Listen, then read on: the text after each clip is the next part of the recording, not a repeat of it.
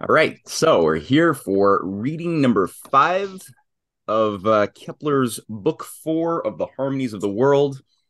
Um, like usual, oh hey, Declan's coming on. Cool.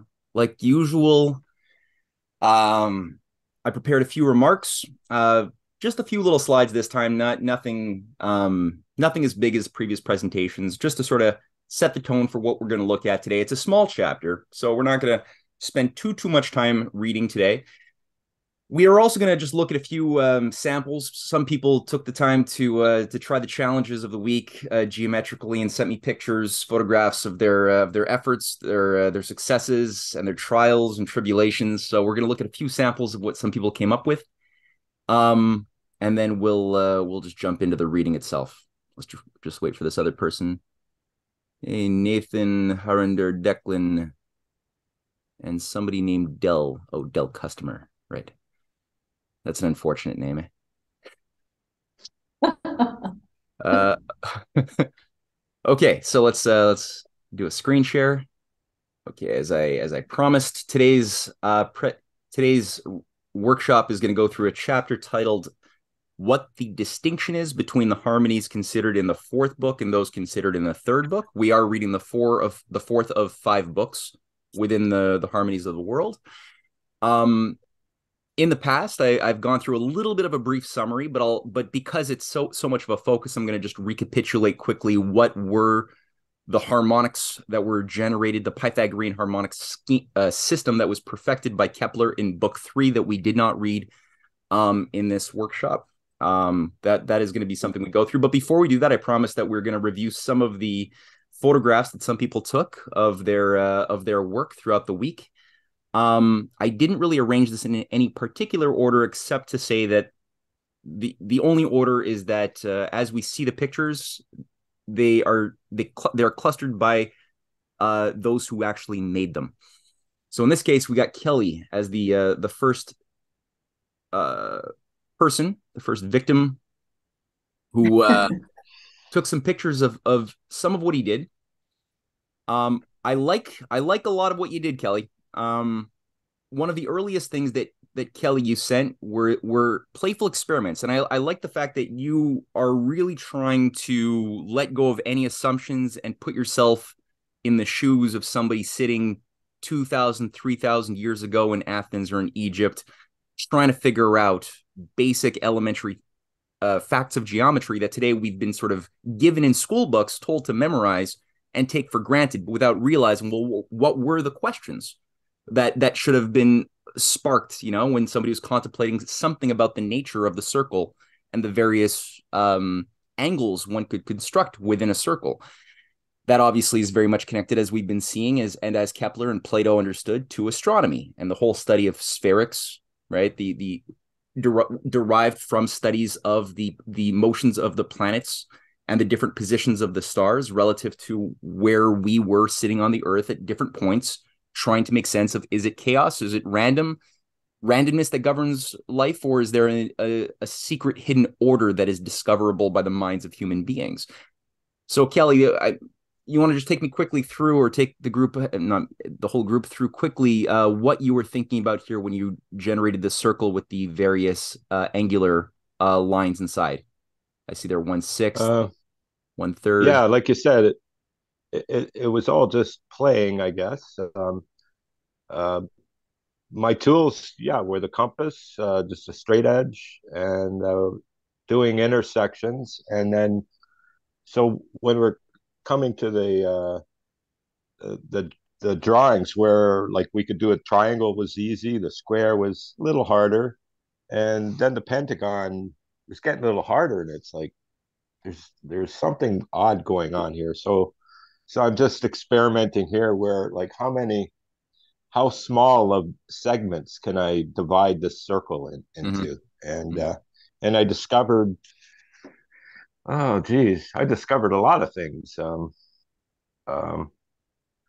so far, I can't come up with a fraction that is divided by 5, Mm-hmm. or or any other odd number higher than that. Yep. So so I find that really interesting. why I can't do that. Hmm. And so like it just makes my mind want to explore more. But there again, it's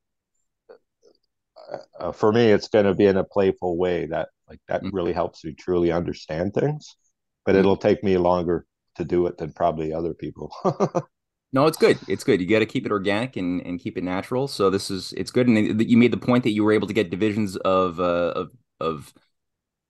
two-thirds, of fourths, sixths. You were able to get thirds, but you weren't able to find the fifths and, like you said, the higher odd numbers, the ninths, the 13th, 17th, 11th. That's true. Very good. Yeah, if I cheated it a little bit and looked at a video or a book, I probably could, but Yeah, I yeah, no, it's just good that you're keeping it honest. Be good with your conscience. thanks. And I wasn't sure if when you showed me this, if you had figured out exactly the fourfold division of the circle, because I was wondering if you got the first perpendicular where you cut the circle into four quadrants. I wasn't sure if you properly bisected it, but then you took a picture of a proof where you Yeah, bisected this line AB with line CD, and you did it very well. If I'm not going to say how it was done, but quick, cheat for those who haven't figured it out. Uh, you just that's that. connect the make your arts, connect Yep. the dots, Hmm. and you're gonna figure it out. Yep. This was for the sample. The challenge of the week was the Pythagorean theorem, where people were supposed to roll that around in their mind. I'm not going to give the answer this week, but I saw that you were trying to play around with where the Pythagorean theorem question came from. So you're looking within your triangle here, your equilateral triangle, how many different ways you could build a right angles, triangles with right angles, right? That's what you were doing. Yeah, yeah. Like, uh, what do I got to work with? Like, my radius is whatever that is. I call it one, Hmm. and then I tried to keep the compass at that radius and just intersect as many points as I can and try and like that I can make sense of. But Hmm. then I can do ones, halves, and everything else. But then to get the exact what is it the side of the triangle, there's problems, Yes, there are. and and there it's whatever it is. I know it's not a whole number or even like a simple fraction. It's something more complicated than that. Hmm. Yep. That I know for sure. Well, like you said, the easy angle here is, or the easy line, because if you're trying to sort of solve two birds with one stone, you're taking up the challenge of the Pythagorean theorem, which is to prove, for those who might have missed it, to prove why the Pythagorean theorem is true in every possible infinite case of every right angle triangle that is imaginable. The Pythagorean theorem of a squared plus b squared equals c squared will always apply. So the challenge was to prove that geometrically. How was Pythagoras thinking when he generated that discovery? So you were taking that proof that you were trying to figure out, and at the same Well, time you were also trying to figure out how do you get this side of the triangle if the radius is one, like like we've all been challenged with. So yeah, I wasn't even thinking of the a squared plus b squared here. I was okay, just exploring some all right. other ways. And this is the easiest one, like you said. This line here, if you take this right angle triangle, half of that equilateral triangle, and take that half of it, the easiest one to get, as you pointed out, is this line right here, right? Which is just the radius is one, and then that length there, that's easy to get. But then this length is more challenging, though very doable because, well, I'm not going to say too much more.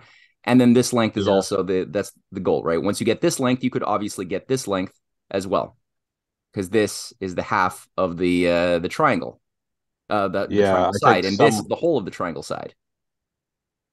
something like that.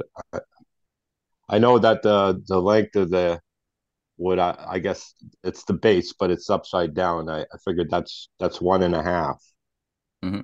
a radius and a half. This is a radius and a half right here. That's right. And if people don't see Yeah, it, then they have to sit down with their compass and try to prove why that's true.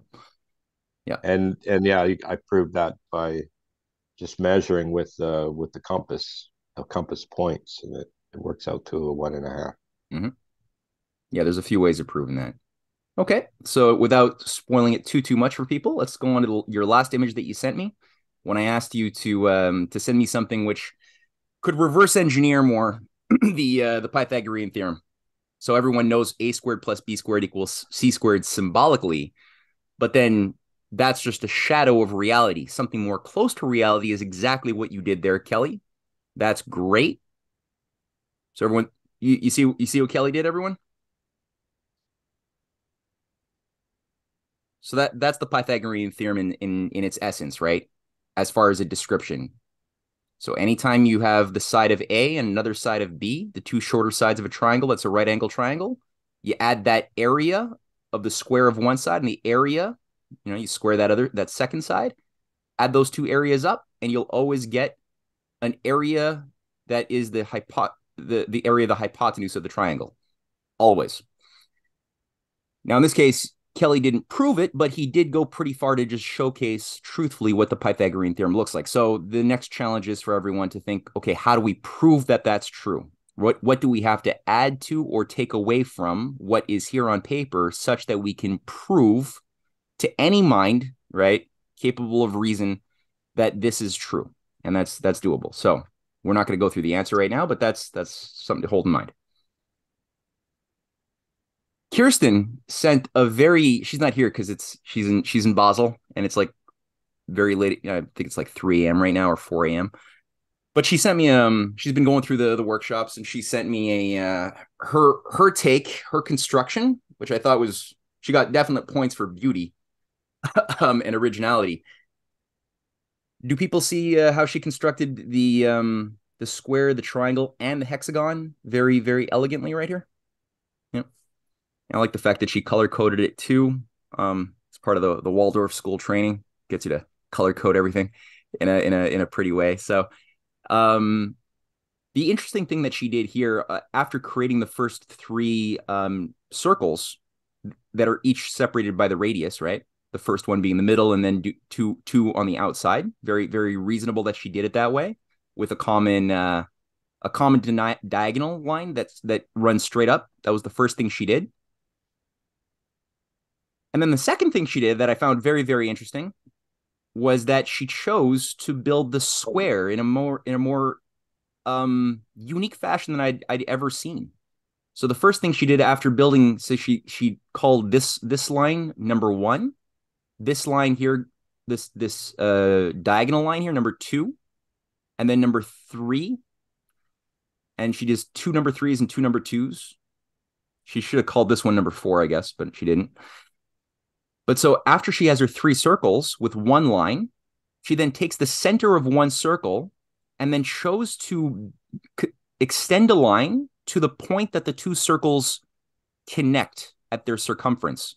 And she kept on extending that line as far as she could and did the same thing with the bottom circle, starting from the center, and then finding this moment here where the two circles connected and extended that line and did the same thing on both sides, right? And found that there was this moment right here on both sides. This also gives you a perfect perpendicular to your first line. By virtue of doing that, she created the square. So by connecting this intersection, right, and this intersection where the lines that are labeled two meet up with each other, she connected that line, making a perpendicular, thus cutting that first circle by 4 equal segments, making obviously a square. Very nice. And then she sent that to me, and I was like, you also implicitly discovered the triangle. No, I asked her, well, why don't I see the triangle and the hexagon in your proof? Because she didn't have the hexagon and the triangle, and she said, well, I haven't proven the hexagon and the triangle yet. And I told her, I think you did. You just don't realize it. So she got back to me 5 minutes later saying, "Oh my God, it was all there." And sure enough, right, that line that she built is that first line that connected the center to the points of intersection of the circumferences is the radius, but it's also at the correct angle to make a hexagon, which you just extend all the way around 6 times, dividing that circle. And then because you got a hexagon means that you also have a triangle, because you could just skip every second vertices, connect them, and you got your triangle. So she very elegant, very nice. Let's look at another one. Stephen, sent me this very, very high value experiment he was doing with well, Stephen, you're there. What were you playing with here? Stephen, are you there? Yeah, I'm here. I tried to attack the Pentagon, thinking that if I could build a decagon, I could just take every second point, and there was no obvious way. So I found a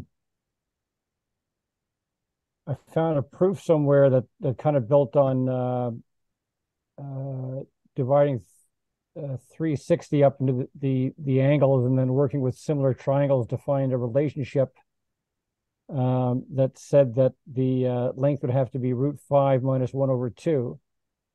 And then it suggested you had to use this Pythagorean progression to actually determine that length. Um, so this was kind of new territory for me, and it was kind of studying it. So I didn't show the similar triangle proof. But once you get this, you can geometrically with just straight edge and compass come up with a measure for the length of root 5 minus 1 over 2. And according to the source that I read, it's related to the golden mean, or phi, but it didn't specify how much. So I've got more research to do. But it was, you're getting into some non-trivial kind of, almost into, you have to get into some proofs, and then you have to know the quadratic equation to come up with this solution, and all sorts of interesting stuff, I think. So it's really kind of interesting. It's not a trivial geometry challenge to come up with a pentagon. No, it's not. It's really not. It Now, was for me. It was for me. it was an elementary challenge for you, Paul. Look, it was an elementary. Yeah, I'm sure it's all wrong too. But I grabbed my ruler and threw the compass away and thought I better try and work on one of these. So I picked the pentagon because I like the number 5. My elegant simplicity was really easy. The length of the circumference, sorry, the diameter rather, was 9 centimeters in my circle. I divided 9 by 5. And then I measured, because I'd already drawn it, of course. I measured the length of the sides of the pentagon, and they all worked out to be 3/5 of the circumference. And in my measurements, I mean, it's a pretty cheap drawing, if you like. I wouldn't vouch for much of the accuracy, but it worked out exactly. And I thought, oh, I wonder if I've discovered something here. So I just took a little note on my page. And listening to this discussion, I'm sure I've missed an awful lot. And I did try and do it with some of the other polygons, and it didn't work out the same way. I'm sure there is a ratio that with much mathematical adjustment, you could come up with a formula that says the length of the side of a particular polygon is going to relate to the circumference in a certain way.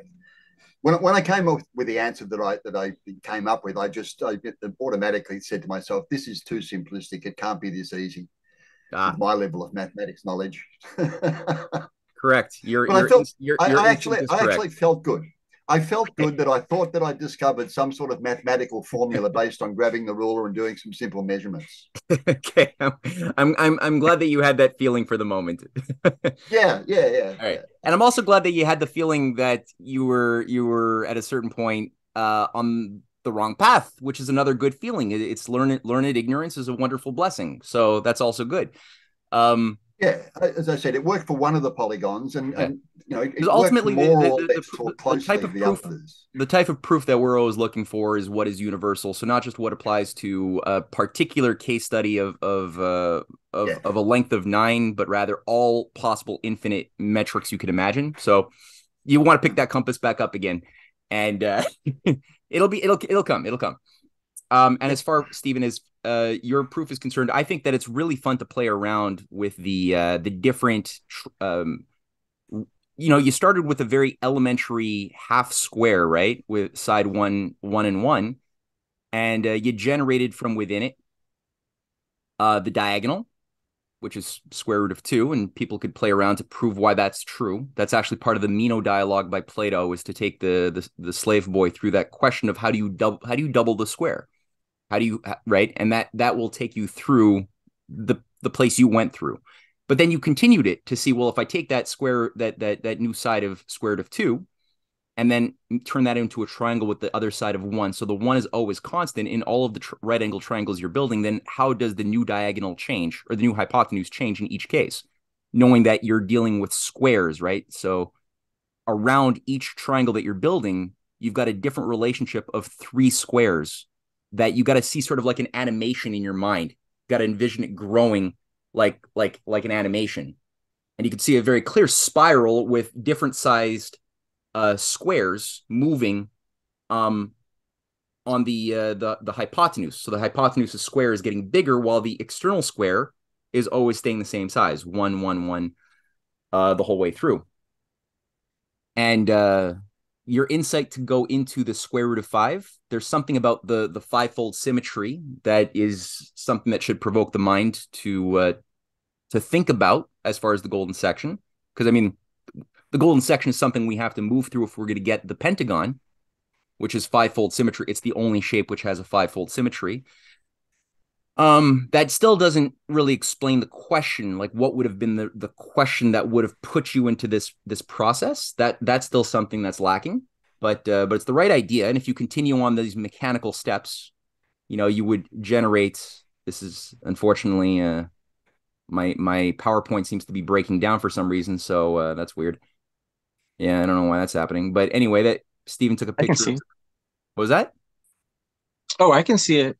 You can see it. It doesn't look all black to you. It is, but I can still. Yeah, I can make it out too. It's not. It's weird. I don't know why it's black, but anyway, it's PowerPoint.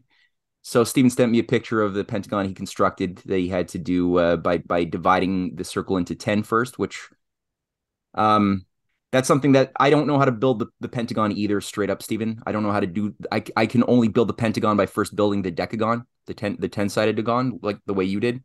That's something still to be figured out. But again, don't think anybody looking at this has any idea how this happened. Not even Steven. But it's doable. All right, this is Daniela, I believe, who sent this and this. I don't fully know. Because her resolution was a little bit small, I couldn't make out what some of the material was there, but she's obviously trying to work through the side of the square. If the radius is 1, what would the side be? Yeah, unfortunately, I have to talk to her, and she didn't make it on today, so I can't ask her questions. And there she's playing with the on the right-hand side, she's playing with the radius and what is very clearly the tree of life here. She got a little bit carried away, but yeah, I'll have to wait till she's here next week and ask her how her mind was moving through this process. I got a few more here. Helen, I really liked what you did, Helen, with your constructions of the square, the hexagon, and the triangle. Helen, are you there? Yeah, I'm here. I'm here. I'm looking. Yeah. Really Thanks. beautiful. Well, the previous drawings, I don't know if it was Declan maybe or somebody, and I was like, wow, I really like that. So I kind of was really trying to be very particular, obviously, to get the points. Which one did you do first? Did you do the square first, or did you do the triangle or hexagon first? Which one did you move through? Well, the hexagon was last. I think I did the triangle first. Okay. And I don't know.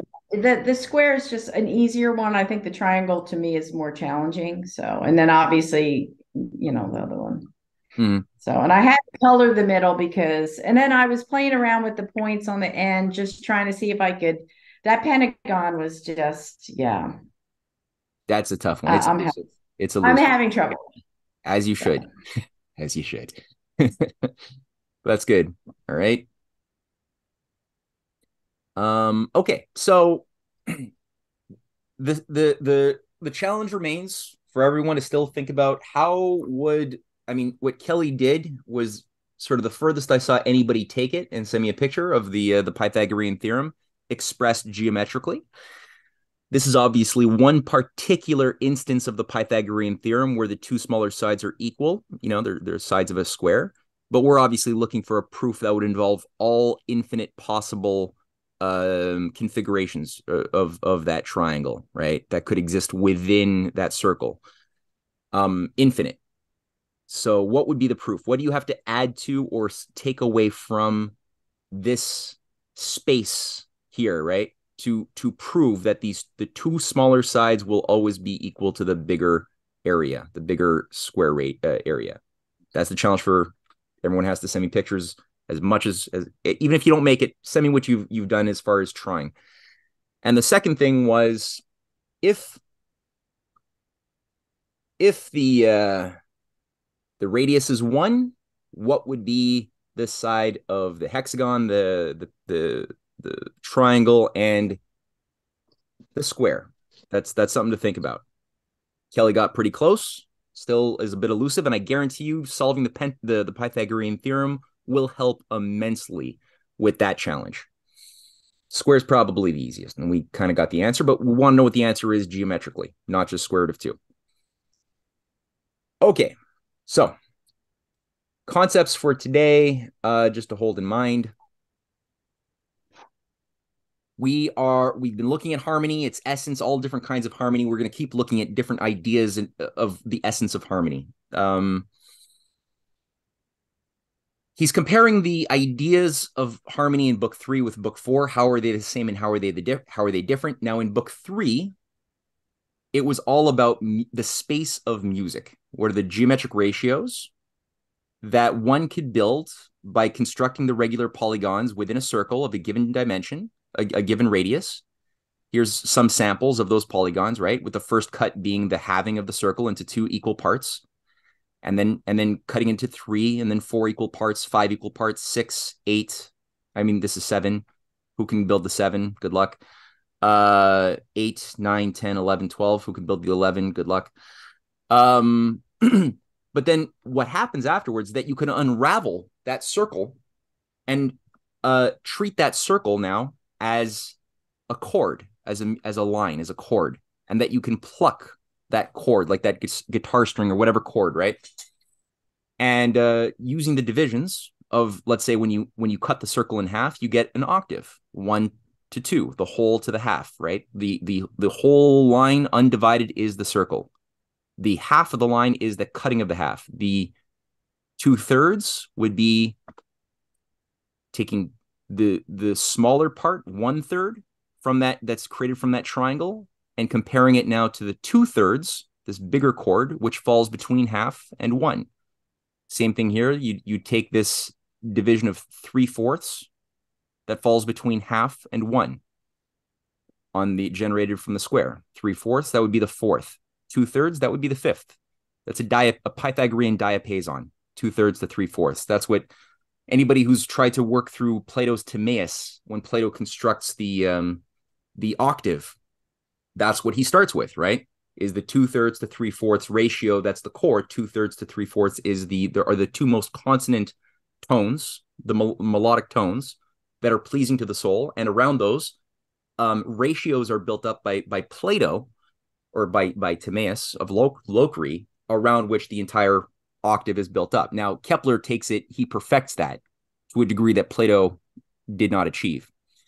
And so coming out of the 5/6, you can get the minor third, the major third being the 4/5, right? That's a part of the circle divided when you inscribe the hexagon, 6, right? The part of the pentagon, the part of the circle when you inscribe a pentagon, 4/5, right?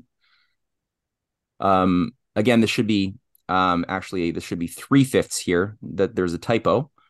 3 to 5. That's the other smaller part of the pentagon, or the other part of the circle that the pentagon cuts out, which is bigger than half and smaller than a whole.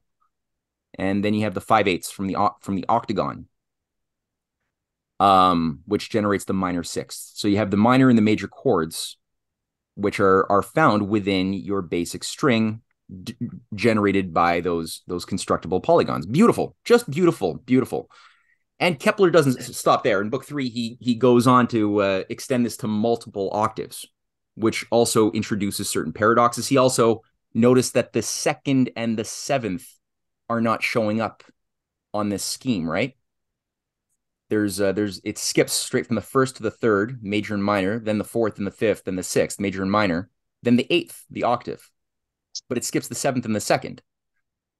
Now that's Kepler. Why is that? Well, because it required a new a limit in the mind was struck, and a new set of symmetries had to be discovered by Kepler within that are created within the octave that how could I say this? Anything I say at this point requires a longer exposition. So let's just say he found a new set of symmetries that will appear. Maybe in the next session we can go through that a little bit.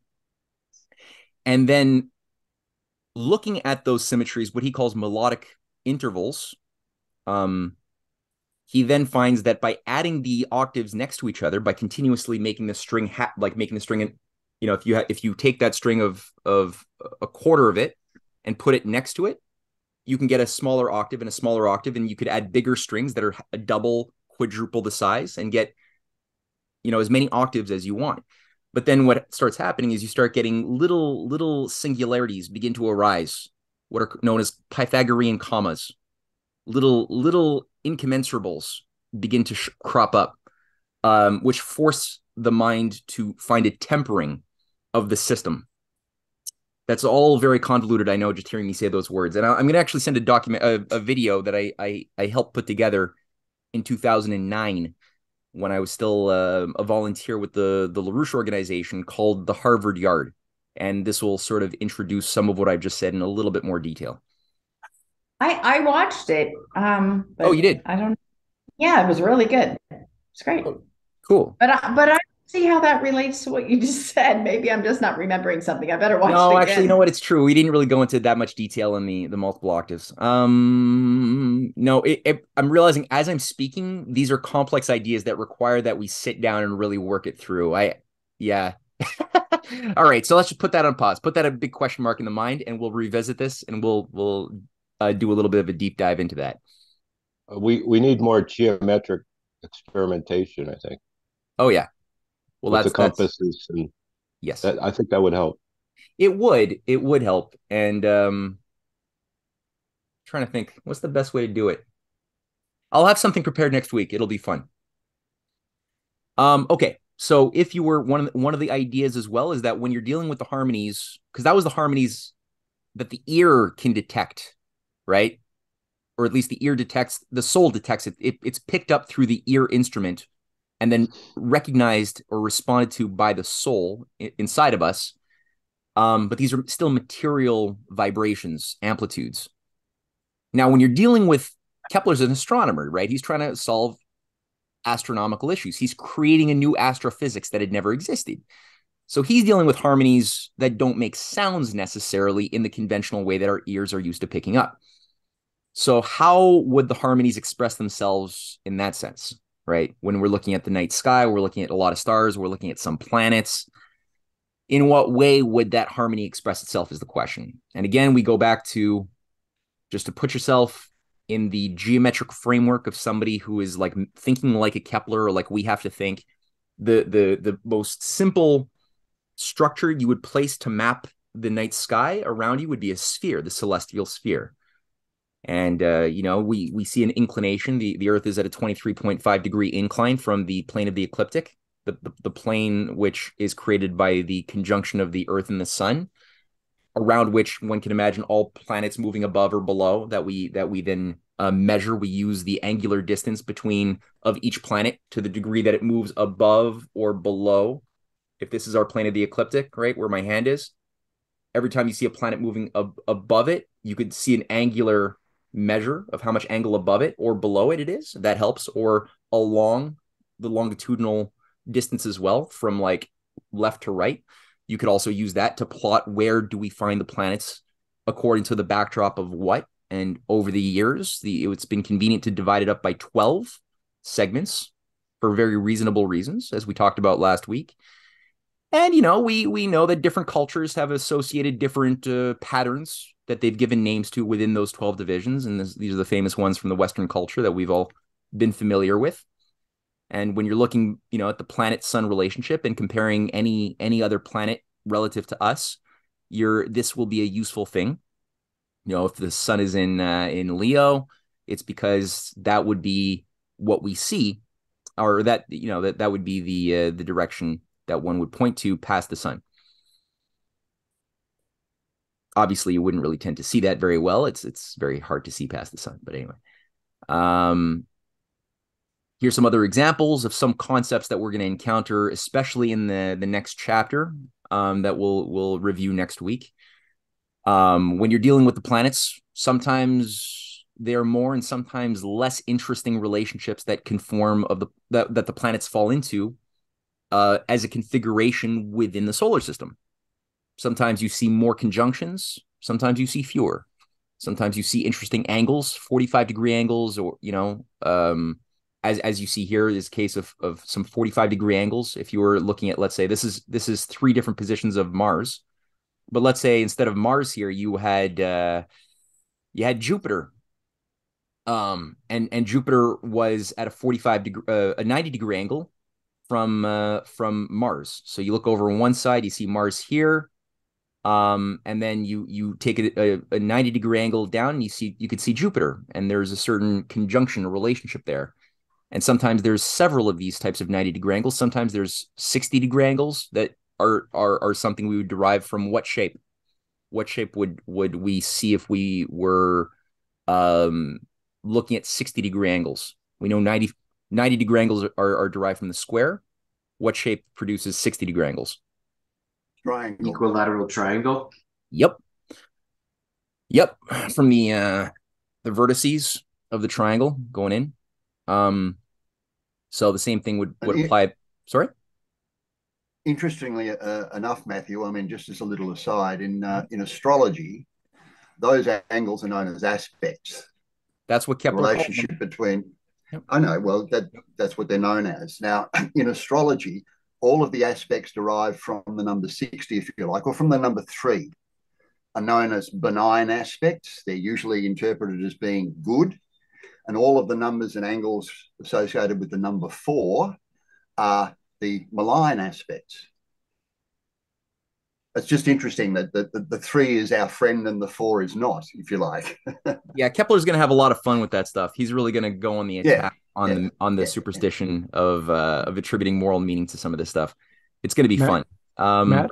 Yep. Matt, just a quick one. I'll send you a link to a paper from the 1950s from, I think it was an RCA engineer who did research on background noise for high-frequency radio transmission. Yeah. And he found a correlation between solar system geometry and the background noise in HF, in particular geometry of Saturn and Jupiter. So obviously the solar system geometry has some sort of physical effects on Earth that is not understood. Frank Hugerbeets uses his work a lot. I forgot his name, but Frank Hugerbeets, the earthquake forecaster. Yeah, he makes a lot of point. He points out to this guy's work as being super important. But yeah, please share that. I'm familiar with it. I just can't think of the scientist's name. You know what? I'll just get it here. Hold on. I can find it. I know where to look for it. Okay. Not Thomas Townsend Brown, but it's somebody of that ilk. I'll put a link to the paper in Telegram if you want. Yeah. Okay. Those that want to look into a Telegram group.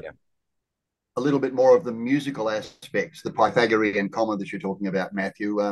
Leonard Bernstein did a number of lectures. I think there's 6 of them all together, and I put up the link to the first one. But some of those lectures are really, just worth looking at full stop. Mm-hmm. Yeah, I sure. Thank you for sharing that. I think it gives musical examples of intervals and things like that, and how they're derived, and the harmonic series, etc., etc. So, if you're interested in discovering it in a musical sense, those lectures are worth watching.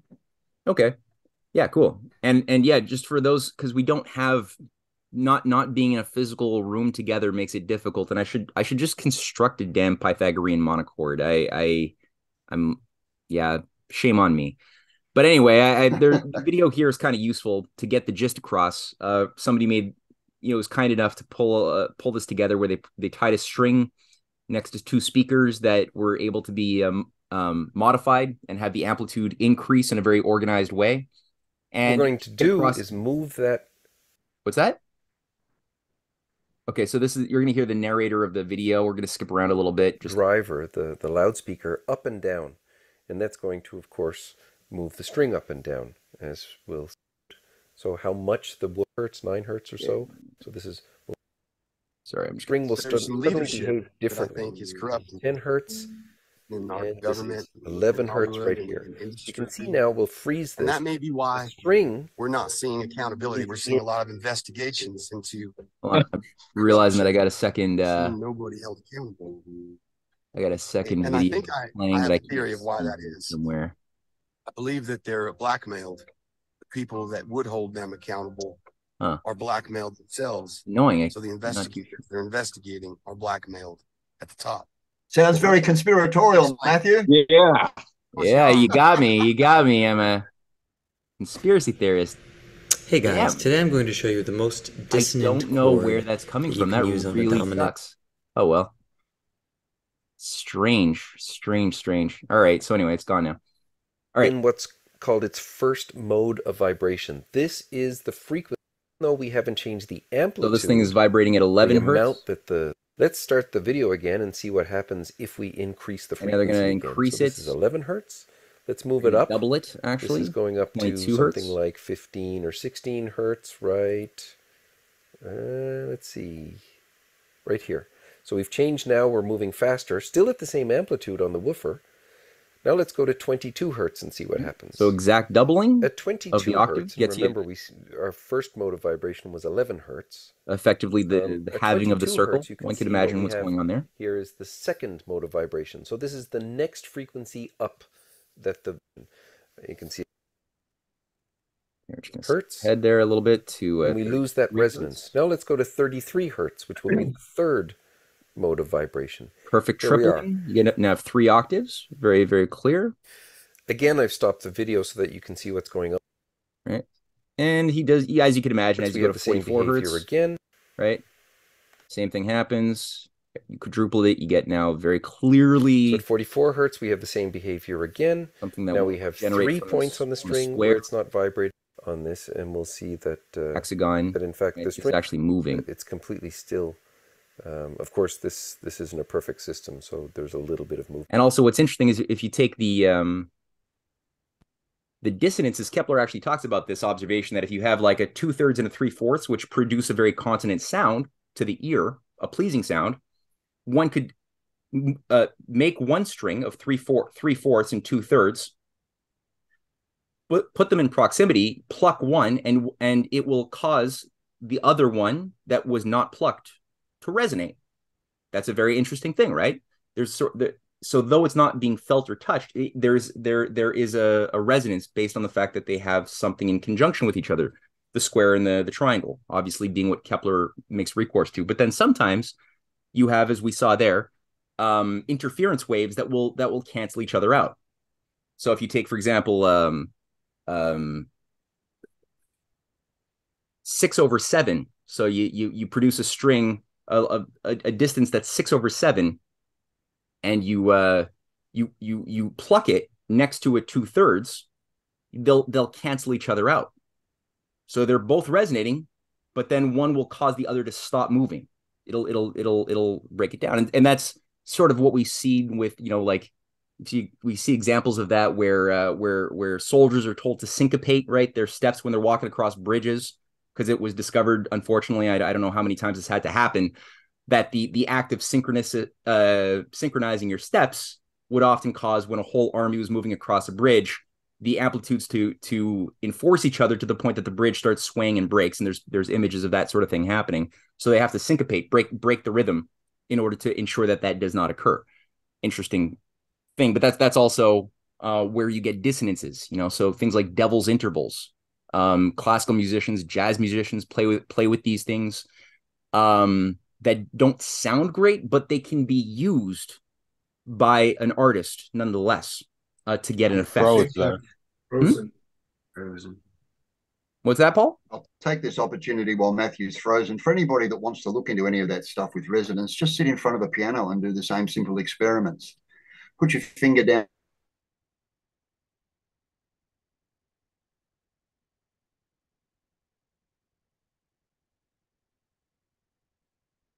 where's that link that you talked about? Okay. The Bernstein link. Where's that in? Where's that link at? Is it on the Kepler Telegram thing? Is that where you put it?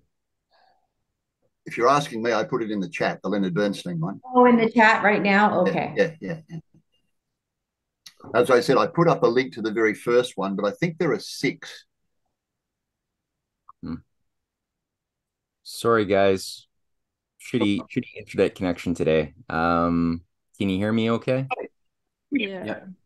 Yeah. All right. Okay. So can we intuitively resonate with music that is harmonic, and then music that's disharmonic is kind of upsetting to our system? That's my big question. Not necessarily. No. It depends. I'd say yes to both. Yeah. Yes, it can be done, but it depends on the music. If you go to the music of the Baroque, it was designed that way. It was literally composed with those sort of effects in mind. Yeah. Like the it's interesting because the reason for a long time they didn't really allow for the use of the devil's interval and the dissonances. That's why they called it the devil's interval, right? Exactly. The C and F sharp. If you play them on a keyboard, Yeah. they called it that because it was treated like, well, it sounds bad, so it must be the devil, right? And so that was banned from standard musical compositions for a very long time, and then it was only after the Renaissance that people started realizing, well, maybe shade can be used by a painter to produce a bigger effect too. Maybe painting can be better if you can use shade in a noble way, and so they started experimenting and using it, and so yeah, it can be used. It can be used for the good or the bad. It depends if you're an atonalist like a Schoenberg or not. Well, you take the music of Bartok, for example. I mean, in traditional Western harmony, most of the motion, in the beginning of a symphony to the end of a symphony can be described as a movement from 1 to 5 back to 1 again. Oh, yeah? The middle point of a progression is the halfway point, if you like, so the 5th. Bartok invented, call it a description, a complete tonal system based around pivoting using the devil's triangle, the devil's interval. Oh, yeah? Do you think it sounds a little mathematical to me the way you're saying it? I guess no, no? It probably does, and to a certain degree it is. There are mathematical relationships, obviously, but to take the point of reference from 1 to 5 to suddenly 1 to the devil's interval, and to construct a viable music system that had a sense of movement that was, certainly not tonal harmony. You're talking about a different kind of harmony here, but it worked. Bartok's music is not in the same class, as far as I'm concerned anyway, as Schoenberg and all of the atonalists. Okay. He wasn't trying to compose along those bases. He was just, like a lot of composers were at the time, abstract thinking, if you like. Okay. Trying to come up with a music system that had coherence, that was based on something other than the formal tonal harmonic, system that had been developed for 200, 300, 400 years prior to that. And to my ears, at least, a lot of his music, it works. You can sit and listen to it, not feel that it's disharmonious, from the beginning to the end, because there is a sense of motion that leads your hearing. That's what I mean by coherence. You feel like you have traveled somewhere and back again, which is pretty much what happens in most symphonies. Okay. All right. I'll have to listen to some Bartok. Yeah, I've never really given him a chance. Okay. Well, in the blues scale of the key of C, you use F sharp to slide to G. So, and that sounds really good. Okay. It's called a tritone. The interval you're talking about, the devil's interval, is called the tritone. I mean, it is absolutely fundamental in jazz that, has been for a long time. Yeah, there's a good sampling actually, just to quickly here, just showcase that. This fellow here is a decent little jazz musician where I shouldn't call him little. I don't know how big he is, but anyway, he's a decent jazz musician. And he gave a quick little sample of what he noted is the most dissonant chord in the world. And I'll just let you guys just listen to that. So Max. Dissonant chord that you can use on a dominant to go back to the tonic. It goes like this. Ooh.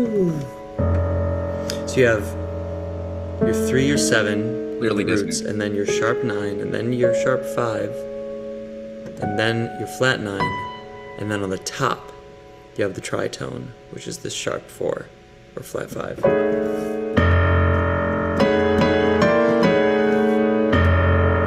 And then what I love to do after this is go to a major 7, a minor chord with a major 7. Just sort of like a harmonic minor, but it's major on the 6 and 7 in both directions. So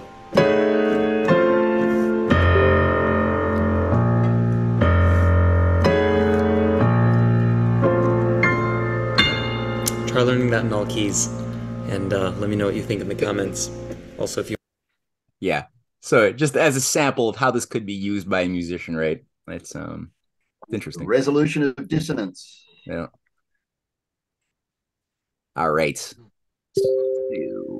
Also, the dissonant quartet is really great. I'll send some links of some examples of responsibly used dissonances out in the geometry group later tonight.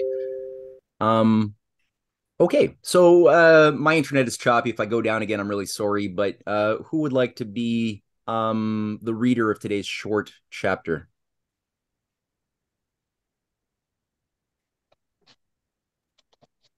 Wow, no volunteers. It'll come. Uncomfortable silence works. How desperate are you? How desperate are you to stop the uncomfortable silence? If nobody's willing to do it, I'll Well, do it. why wouldn't anybody want to read it? I guess probably for the same reason as me. I don't know. I've done it so often, I just hold back for a little bit to let somebody else have a chance. Paul's just being Canadian. All right. I'll do it if nobody's doing it. All right, Highlander, I guess you're self-recruited. Okay.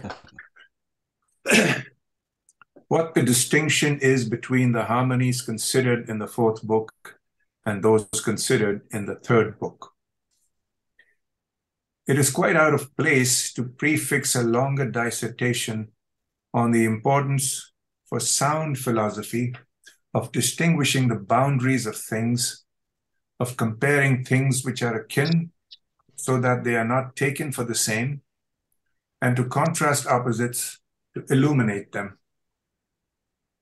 Consequently, it will be worthwhile to put forward in a single conspectus everything useful for this purpose, which up to this point has been stated scantily or too obscurely or in passing, or wherever there is need, to illuminate it further and avowedly to make it fit the theme set out at the head of this chapter. There is then a fivefold distinction between the harmonies studied in this and the preceding book. One is the actual matter of the harmony itself, with respect to its amplitude. The second is in its sensible terms. Third is in the cause which links the harmony with the essence. The fourth is in the means by which it is in it. The fifth is in the arrangement of the causes which shape the terms of the harmonic proportion. As far as the thing itself is concerned, which is called a harmonic proportion, they first arose in the third book from the divisions of a circle in the regular plane, by the regular plane constructible figures.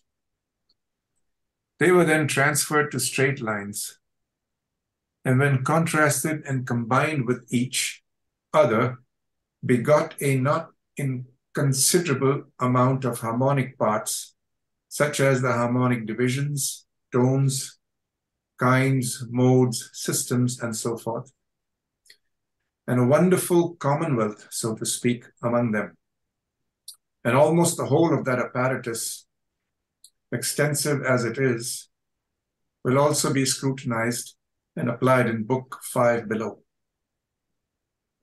Now, however, in this fourth book, although we have started from the same divisions of the circle indeed, yet we are not going to proceed in straight lines, but we shall confine the whole range of the discussion within the bounds of the circle. The reason has been stated in the previous chapter and will be stated at greater length below in chapter 6, where we shall deal further with their kingship and with the result of this distinction. As far as the terms of these little sub headings are sometimes useful just to make the theme. He says those are the harmonies of the angles, which he's talking about now. As far as the terms of those harmonies or their sensible subject are concerned, in Book 3, that was the sounds which differ in height or depth of pitch. And so they were included in the class of motion and were in a sense shaped motions. On the other hand, in this fourth book, it is not notes, as was stated in the preamble, not motions of some kind, between which harmonies are to be recognized, but they are in the angles which pairs of planets, when they give off bright rays, form at the Earth. Insofar as such an angle can be compared with 4 right angles surrounding a single meeting point. Now here the reader needs some excellent advice. For I can indeed explain in these terms more clearly for purposes of perception, but I cannot do so without danger of confusion in good philosophical practice, unless I carefully forearm the philosophical reader. For the terms of a proportion must differ in quantity, but quantity in angles, that is their measure, is an arc of a circle drawn from a point where angles meet, as we are taught in geometry. So in the whole space of the world, in fact, which is from here on earth to the limits of things, we cannot ever draw or perceive with our senses when drawn a circle which is more suitable for measuring the angles of rays, except that actual sensible circle at the height of the ether, represented by the very numerous fixed stars, from which, when they are assembled the shapes of particular animals, it has taken the name of zodiac. Moreover, it is under that actual circle that the planets are always found. And it is that location alone which individually they seem to hide from us by the interposition of their bodies.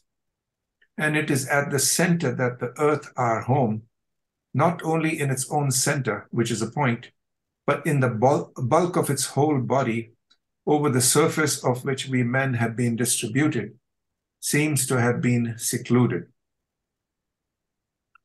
Nothing then is easier to perceive than if we say, as in the previous chapter, that the harmonic proportions with which we are going to deal in this book are between the whole circle of the zodiac and an arc of it which 2 planets seem to mark out, bound or cut off by that visible interposition of their bodies.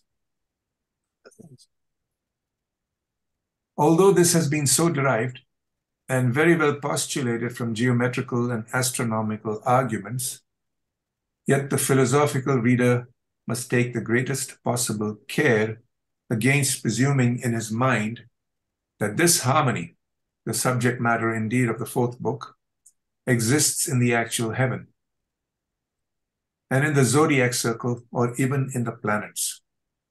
Not the least bit. For this harmony is in the parts of the zodiac not on their own accounts, as the radiating planets stand at an immense distance below the circle, but on account of them measuring the angles of the rays which meet at the earth. or rather, on account of their not actually measuring it themselves, but in place of them, the exact image of the heavenly zodiac in the sublunar soul undertakes this duty of measuring. It is in the rays of planets, not inasmuch as they individually either descend from their planet or are the offspring of light, though they do not exist without it. But inasmuch as the two rays of two planets joined together form some definite harmonic angle here on the Earth. Under both headings of the subject of harmony is terrestrial, formally and insofar as the rays become terms of a harmonic proportion, but in no way celestial, except only in a material sense and in respect of their own essence, without considering harmonies. That is to say, insofar as the angles which are made at the earth, that is the proper subject of this harmony, are formed by bright rays. Something which must originate in the heaven, but has now descended to earth. However, we shall deliberately deal with the truly celestial harmonies in Book 5. In brief, the terms of the harmony in Book 3 were the work of man or of art. In this Book 4, they will be the work of nature. Finally, in Book 5, they will be the work of God, the Creator. So far, so good. I like your pacing of reading. It's good and it helps the mind just keep pace with what Kepler's saying. I still find this the toughest of the readings so far. Yeah. And yet you do it so well. Yeah. Otherwise, I'd just be rambling. Okay. Well, I wanted to, that's sort of why I wanted to put those images in with the PowerPoint at the beginning, just so people had some visual maps of the sorts of things that are being discussed regarding the different angular relationships of the planets seen from the Earth when put onto the backdrop of the zodiac and the celestial sphere. That's the sort of thing Kepler's thinking about, is the different. And just like we were looking at, 2/3, 3/4, so too would you see that, the internal angles of 45 to 90 would be like 1/2, right? An octave. So 90-degree angle from a square, 45 as well, half square. These would be things that show up inside of those shapes, those polygons. And so there's different ways of looking at those numbers that come from physical realities, relationships that are either tonal, like from the sound, or from the visual relationships caused from these elementary shapes. And that second one is going to be the most useful here because we're dealing with planets, right? Not music created by man. And of course, the thing he's always thinking about too is he's trying to intervene on the astrologers who don't think about physical causes, physical reality. So he's trying to find a rational basis upon which astrology can be reframed with, and as we're going to see, questions of weather patterns, earthquakes, things of that's going to come up in a reading very shortly. To see are there common relationships that we see with the conjunctions of planets, the configurations of the geometries of the planets in the solar system, and the phenomenon on Earth. What about animal behavior, right? Things like that. So he's, again, grounding it now and getting it out of the realm of witchcraft. So just like briefly, what were the astrologers of the time doing if they weren't looking at the movements of the planets? Oh, they were looking at the movements of the planets, but it's what are the thoughts associated with that action. So it's kind of like, what's your motive? How are you thinking about the causes? Like what are you interpreting with the planets? And are you using it in such a way? Because just like in the cult of Delphi and the oracles of ancient Greece, that would be the place geopolitically where wars were created. Whole structures were, because you're dealing with tea leaves. You're pouring tea leaves into a cup of bat's blood, and they fall a certain way with certain relationships, and you might be able to make certain angular relationships of the tea leaves inside the bat's blood, and you're like, oh, okay. 60-degree angles between that species of tea leaf and that species, that you got to go to war with Persia, like shit like that. Not that different in its essence of how the stars were being interpreted either. Matthew, I'm not sure that all astrology is fake, but there are certainly lots of fake practitioners. But lots of people, anyway. I'll leave that. I'll leave that whole subject. Okay, get back to the reading. Are you ready? Yep. Before that, wasn't it Kepler or something, or was it you? Somebody said that astrology is a sort of the weaker sister of astronomy, or something like that. Something That was along Kepler. those lines. Yeah, Kepler wrote that. Yeah, that was Kepler. And he was an astrologer, right? Like that's how he paid his bills. Yeah, it's can't forget that. Okay. All right, continuing. Mm-hmm. As far as the rational cause is concerned, which procures for harmony their essence, there is no distinction between books 3 and 4 in general, but only in particular. For in book 3, the harmonies flowed into the senses by reason of their material subject, sounds, and they were received and judged by reason of their formal essence, by which they are harmonies, that is, they were shaped by instinct which is created along with the mind, and participates in the reason without contemplation. And to that extent, they were considered as harmonies only in themselves. Next, however, by a hidden but avowed traffic with the faculties of the soul, the harmonies were received within and transfused into the varying emotions of the heart by certain likenesses or images of themselves.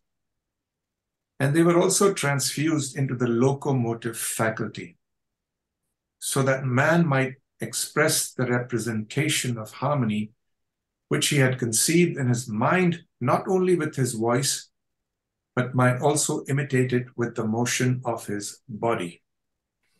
Thus the harmonies underwent the vicissitudes of one cause or another. Is he making a reference to dancing over here in any way? That music last reading, you might want to read the last chapter, chapter 3, where he spent a lot of time exploring the harmonies of arts, visual, dance, music, architecture. I missed that one. Yeah. Okay. Similarly, in this case also, it is necessary to suppose that the soul, which has had by instinct right from the creation of things this test of harmonic proportions, and which on its own account estimates the angle between two radiant stars, however it is received within it, whether that comes about by something analogous to the senses or by a property of its essence in virtue of which it is so, on which there was a statement in the previous chapter, and more will be stated in the following ones. Compares it with 4 right angles, discriminates the harmonic from that which is not harmonic, and thus gains its own intellectual essence of harmony, which these angles did not yet have outside the doors of the mind. You want to read that stuff on the left? Yeah, sure. No. That's going to apply to the next paragraph. These harmonies shine out. In the soul. Oh, in the soul of. Oh, that's a weird way of saying it. In the soul of man. But if the question is asked, what manner of thing is the soul, and where or in what body is it located? I reply first that the minds of all men are such. But in book 3, there was a faculty which controls the hearing, and so the senses. Here it is not a case of a sensitive faculty. For the eyes, the subject of which is light and shining rays, do not have a suitable indication of the harmonic radiations of pairs of planets. Nor is it a case of a reasoning faculty. For although reason does find and compute from astronomical observations, which have to be managed through the eyes, what the aspects are at any given time, yet it does not do that by nature, seeing that it is not in the power of all men indiscriminately, but by the exercise of will, within the power of a few singularly dedicated astronomers. But human souls are the subject of those harmonies. First, by reason of their natural instinct, insofar as souls are copies of the Creator, as was stated in chapter 2. Second, by reason of their faculties, vital and natural, and of vital and natural motions, or in the Platonic style of the lustful and irascible parts, by reason of the former. Indeed, insofar as they are harmonies, and by reason of the latter, insofar as the representations of the harmonies are imprinted on those faculties and are causes of the works of nature, both in the mind and in the body, as instigators and stimulants. All right. So that's how harmony shines out in the soul. Now I get it. In the soul of man was this portion. Now we're going to go into the soul of the earth, of a planetary soul concept.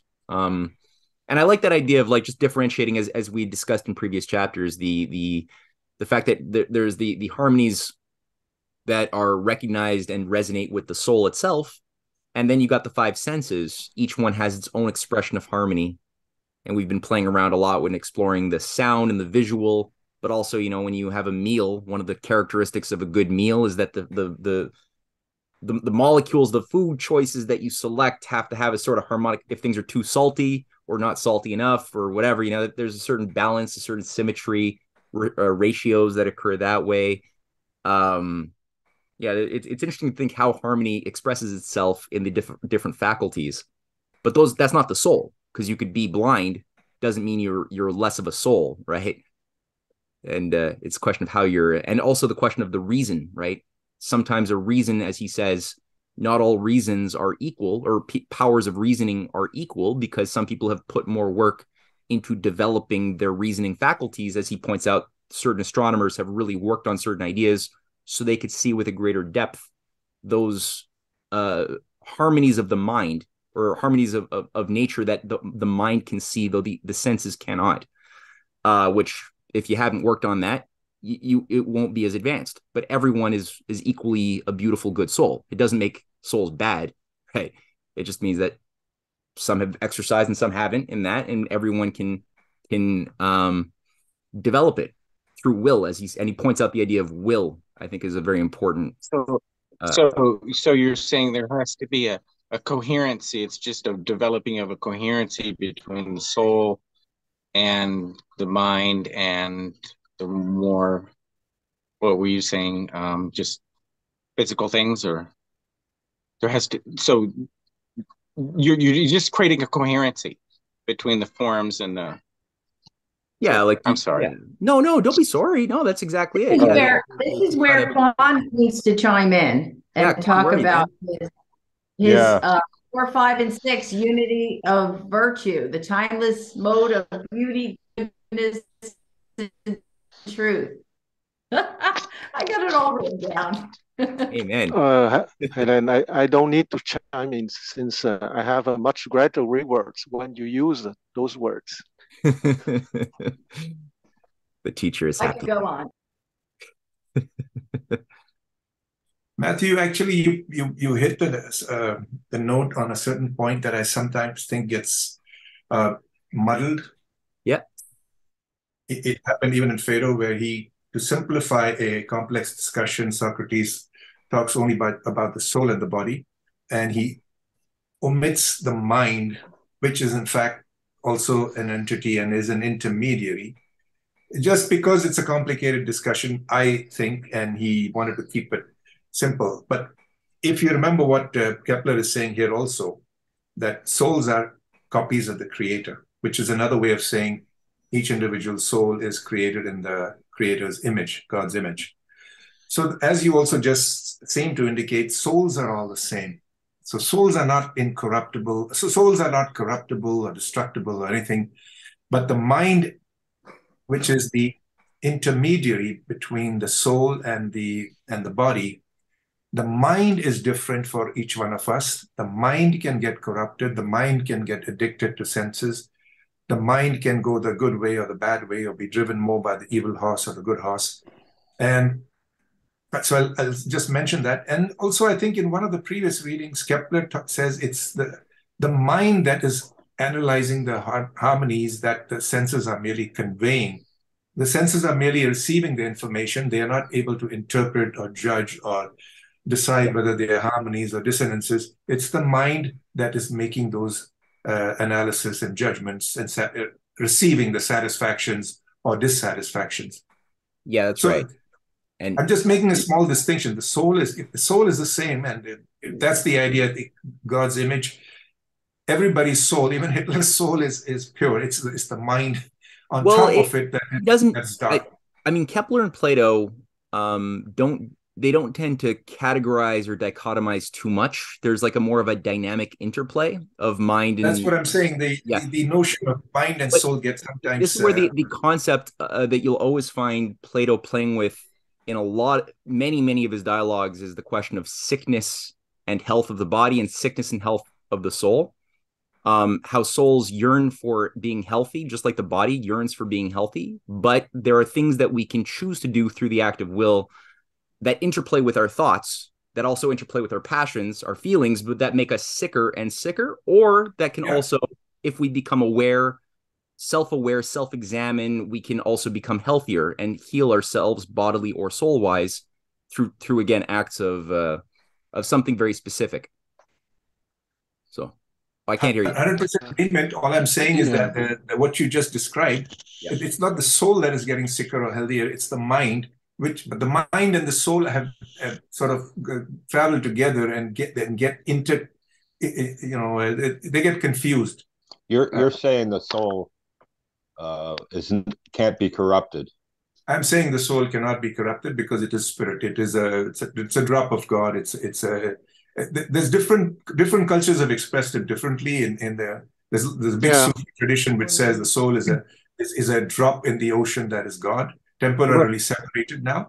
I mean, when I try to understand stuff with my mind, I simply can't. So the only way to understand it is to just try to put it to the soul. No, but the soul, of course, is animating the mind. The mind is derived from the soul. It's a lower entity. So, of course, the soul is the repository of the original wisdom. But in functioning in this world, have you ever been able to identify your thoughts as saying that's my soul or that's your mind functioning? Maybe. I think the mind is a tool. The mind is a tool that the soul uses. That's right. I would agree with that.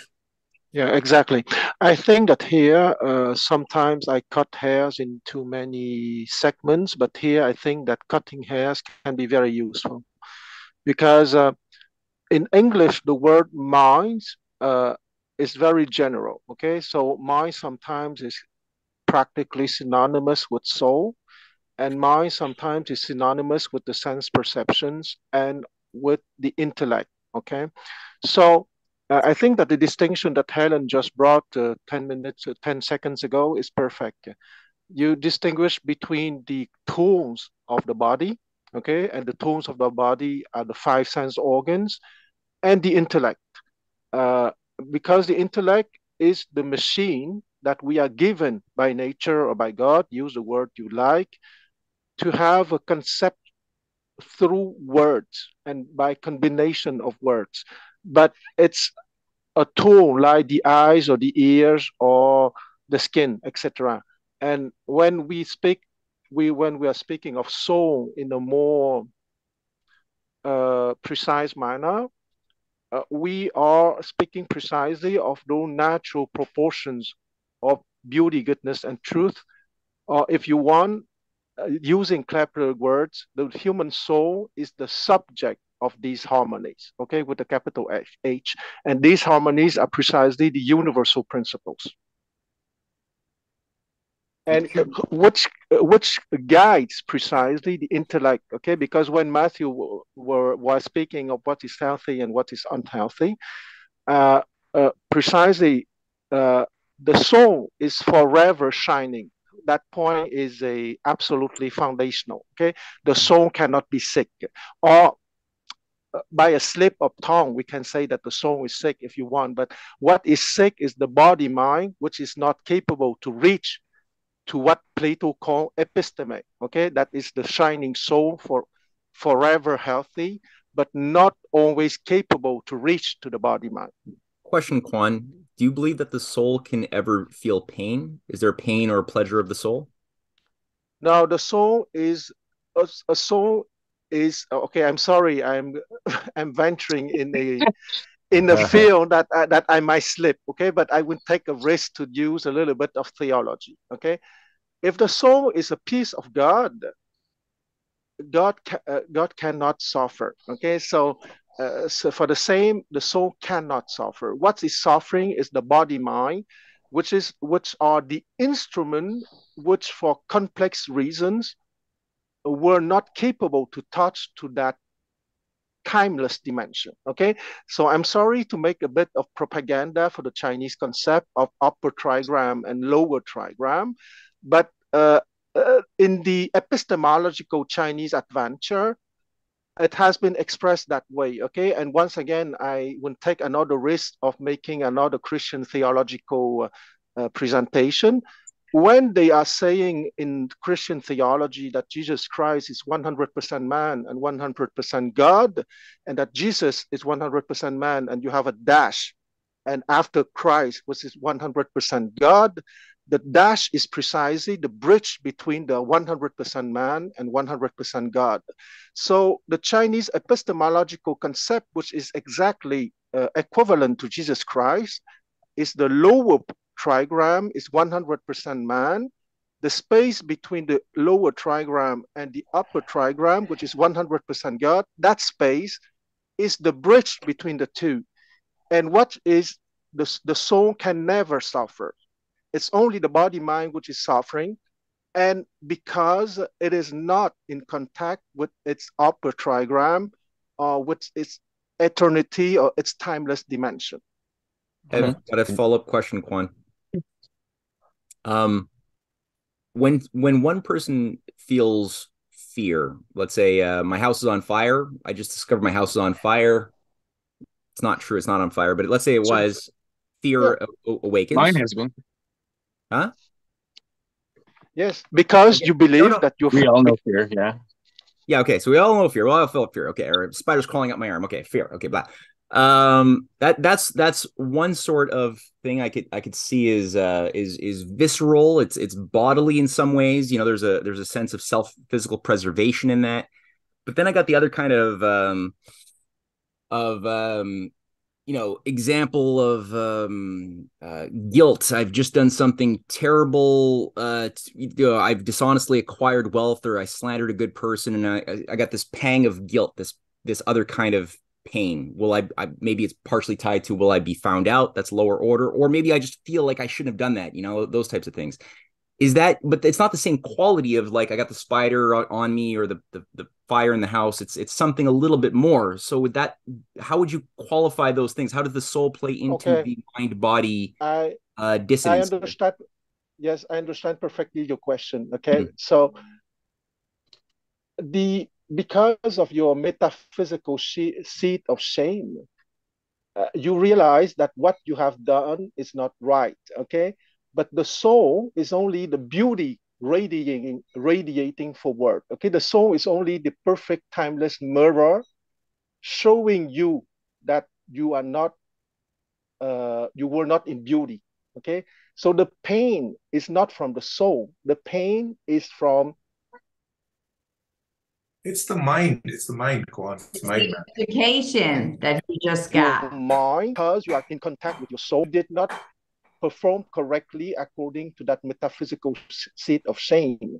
But you know perfectly that there are people who are shameless. Okay. They would do things without feeling that shame because they are disconnected to that timeless mirror of the soul.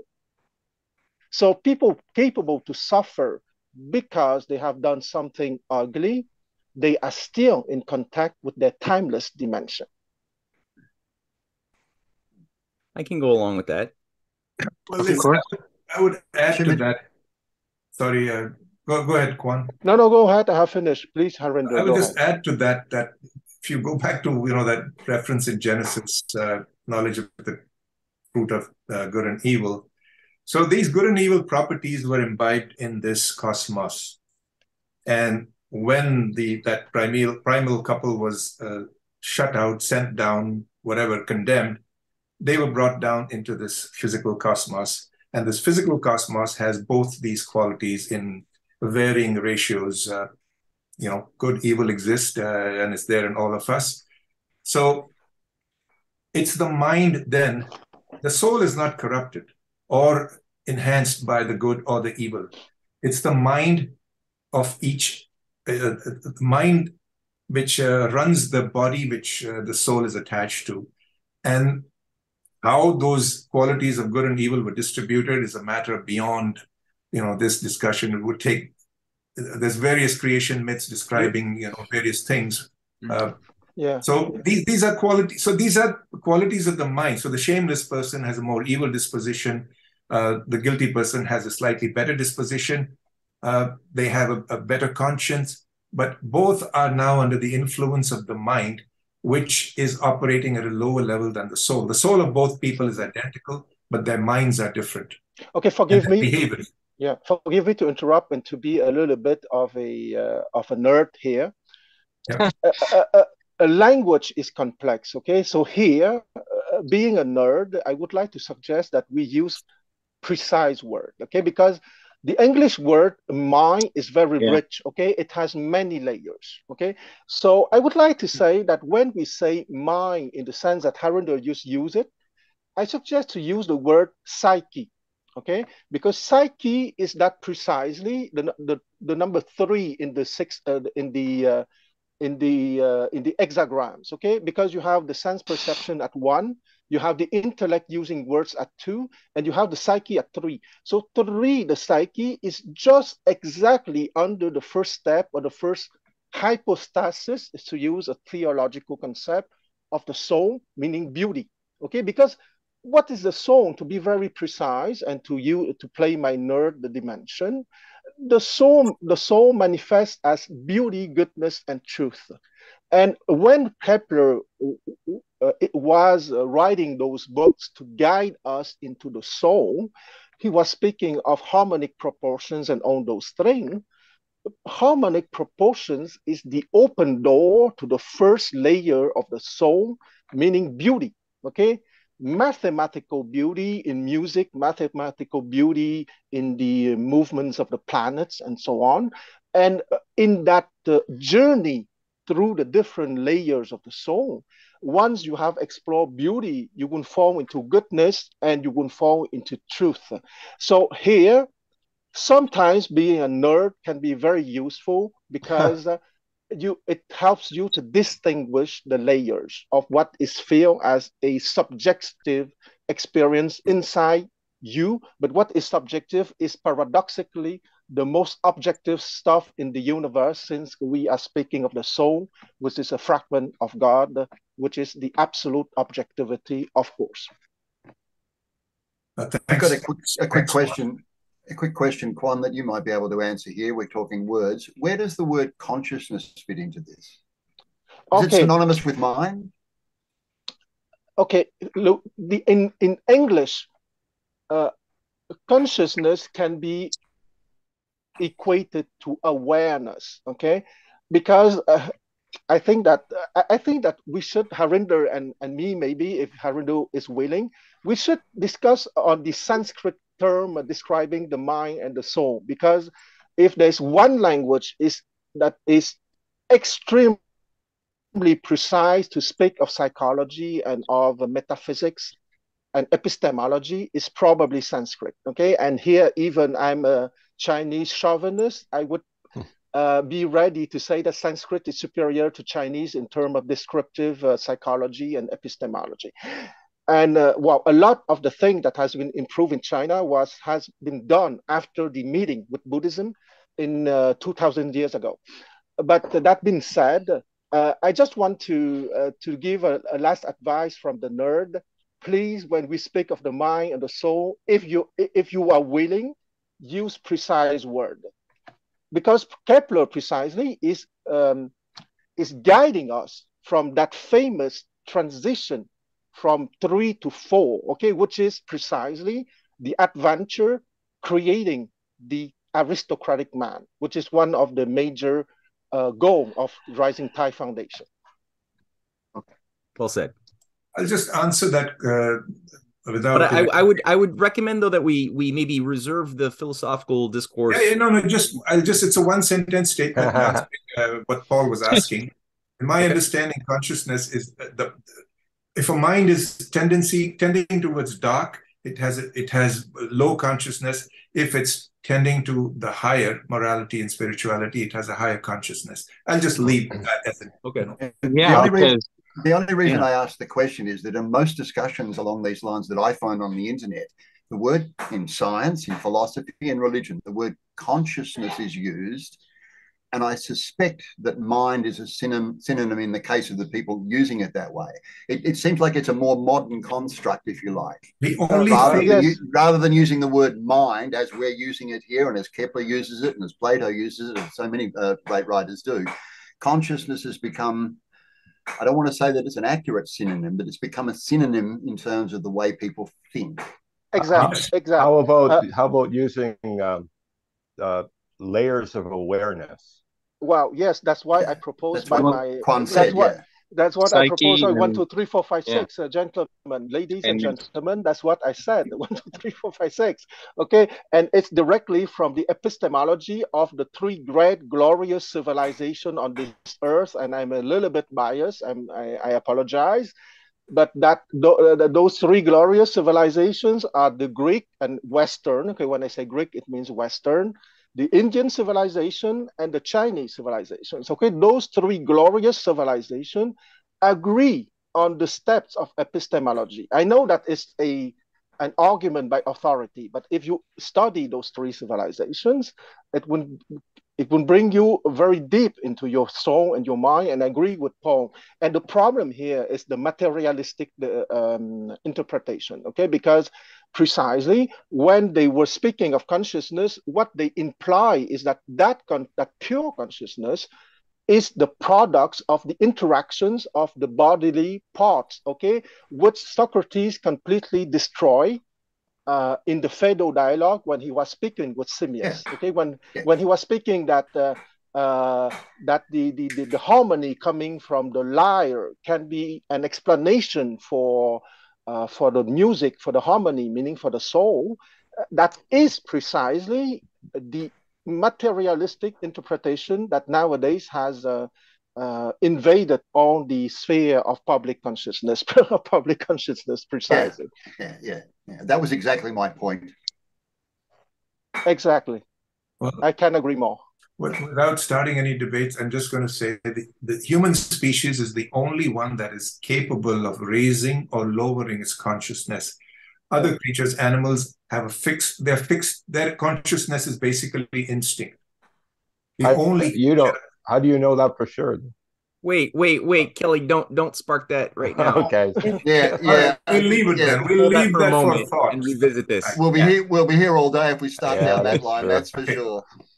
Next. A lot of potential Platonic dialogues could be formed out of any given segment of this this little discourse. Yeah.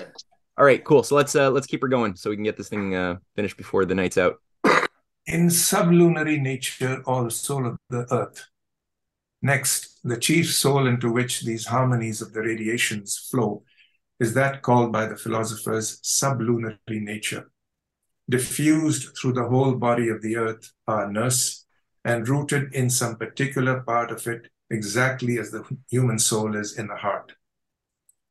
From it, as if from a hearth, fount, or in a sanctum, it emerges by its emanation into the ocean which surrounds the lands and the air which is over both. Now, a man who is listening to the agreeable sound of a good singer bears witness by the delight in his expression, by his voice, and by the clapping of his hands and feet in time to the rhythm of the melody, that he perceives and approves the harmonic content of the melody. In exactly the same way, sublunary nature, by a remarkable and obvious commotion of the bowels of the earth, particularly on those days on which the wandering stars are in a harmonic configuration with their rays at the earth, bears witness to what we have already said by way of preface. That is to say that it has just as much power of perceiving the harmonic proportion of the angles by a kind of natural instinct as it has of heating and agitating the body of the earth, and the underground workshops in its mountainous regions at certain times of harmony by a natural faculty similar to our natural faculty, so that they exhale a great amount of vapor and clouds, from which, through reciprocal production of cold on high, all kinds of occurrences in the sky are shaped. For this, soul must be placed in the body of the earth, as the harmonic angles of the rays exist in no other part of the world but on earth. And the works of nature which follow upon the configuration of the rays take their origin from the bowels of the earth and the caverns of the mountains. He's going to go into this in a lot more detail in 2 chapters in the future. He's going to really go deep into this. This last little section reminds me of Verdansky.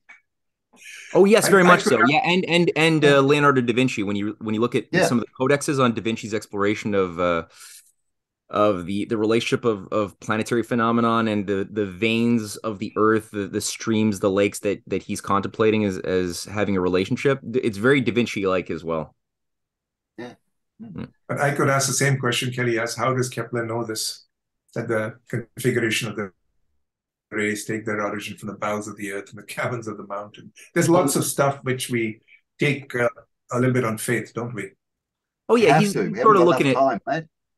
Yeah, well, we're going to go more into exposition. He created proofs so that show that incommensurability. All right, I'll leave the question asked. That's all. What's that, Nathan? Sorry. He created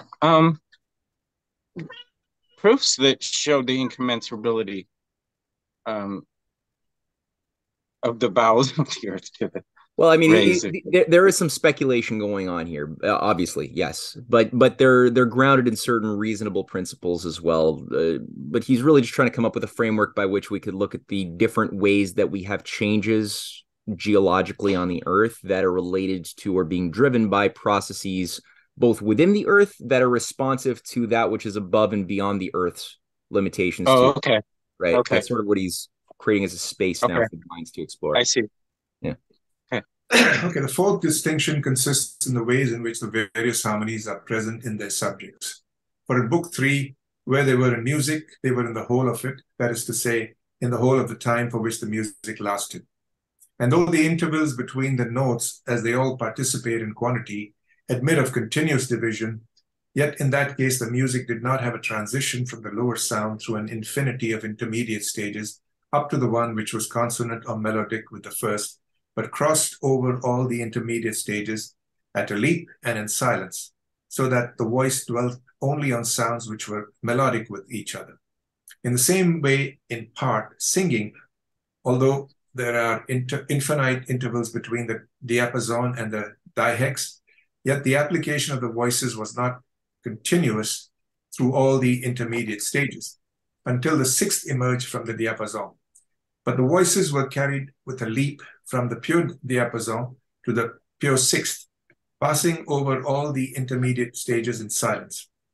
And in the case of organs, indeed, there was a leap from one pipe to another. In the case of stringed instruments, as on one instrument like a harp, from one string to another, or if strings giving many notes were taken, as on a clavichord, pandora, lute, zither, from one fret, or in the case of wind instruments, from one aperture to another, and in the human throat, from one circle of the rough windpipe to another. It is not so in Book 4. For the harmonies which we shall consider, as I began to say in the previous chapter, do not always exist between the angle formed by pairs of radiant planets and 4 right angles.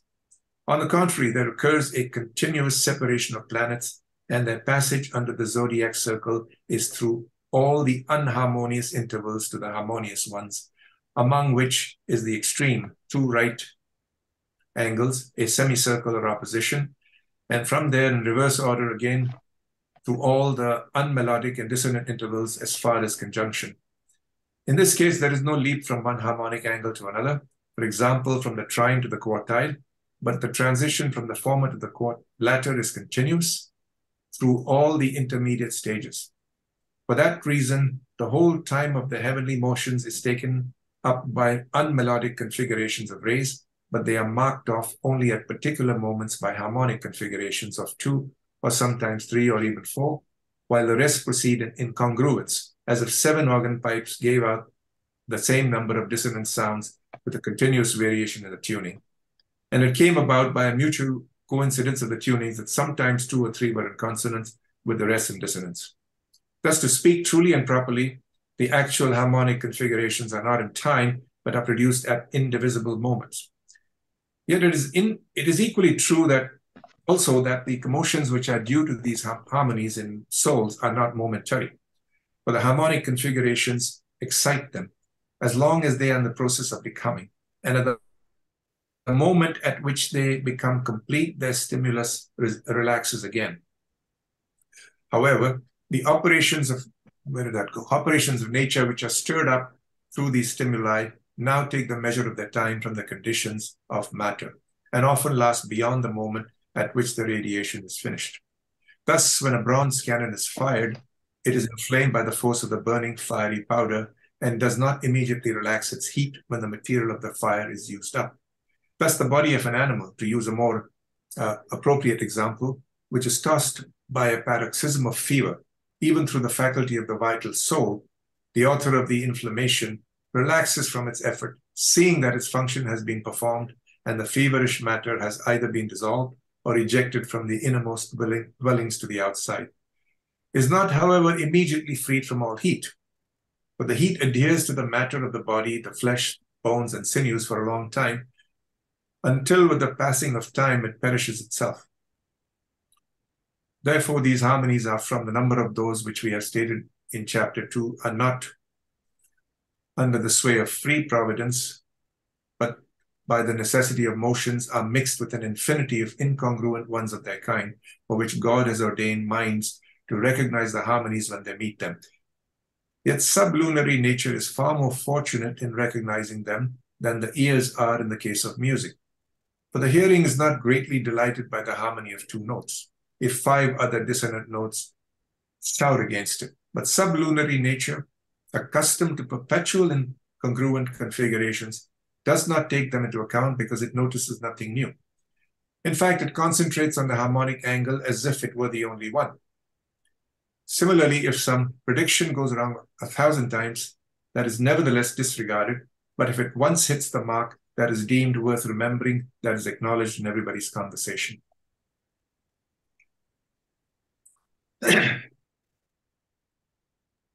From this, then, we may understand that the harmonies in the case of music indeed are placed under the judgment and decision of the singer, whereas in the case of angles between rays, they emerge not by any decision of sublunary nature, but by the pure geometrical necessity of the motions.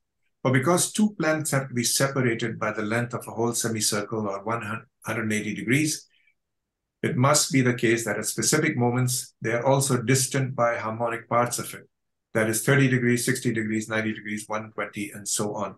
Thus, the harmonies of music are sought within by the singer. The harmonies of the rays are looked for outside by sublunary nature, are observed when met, are discriminated from those which are not harmonic, and thus take from it their essence, are selected, and are applied. In brief, the configurations sing the leading part. Sublunary nature dances to the law of this song. The 5th distinction must in a way be linked with the first. For the harmonies of this and the preceding book do not differ only in breadth, but also in the order of the features by which the geometrical figures beget the 2 kinds of harmonic proportions.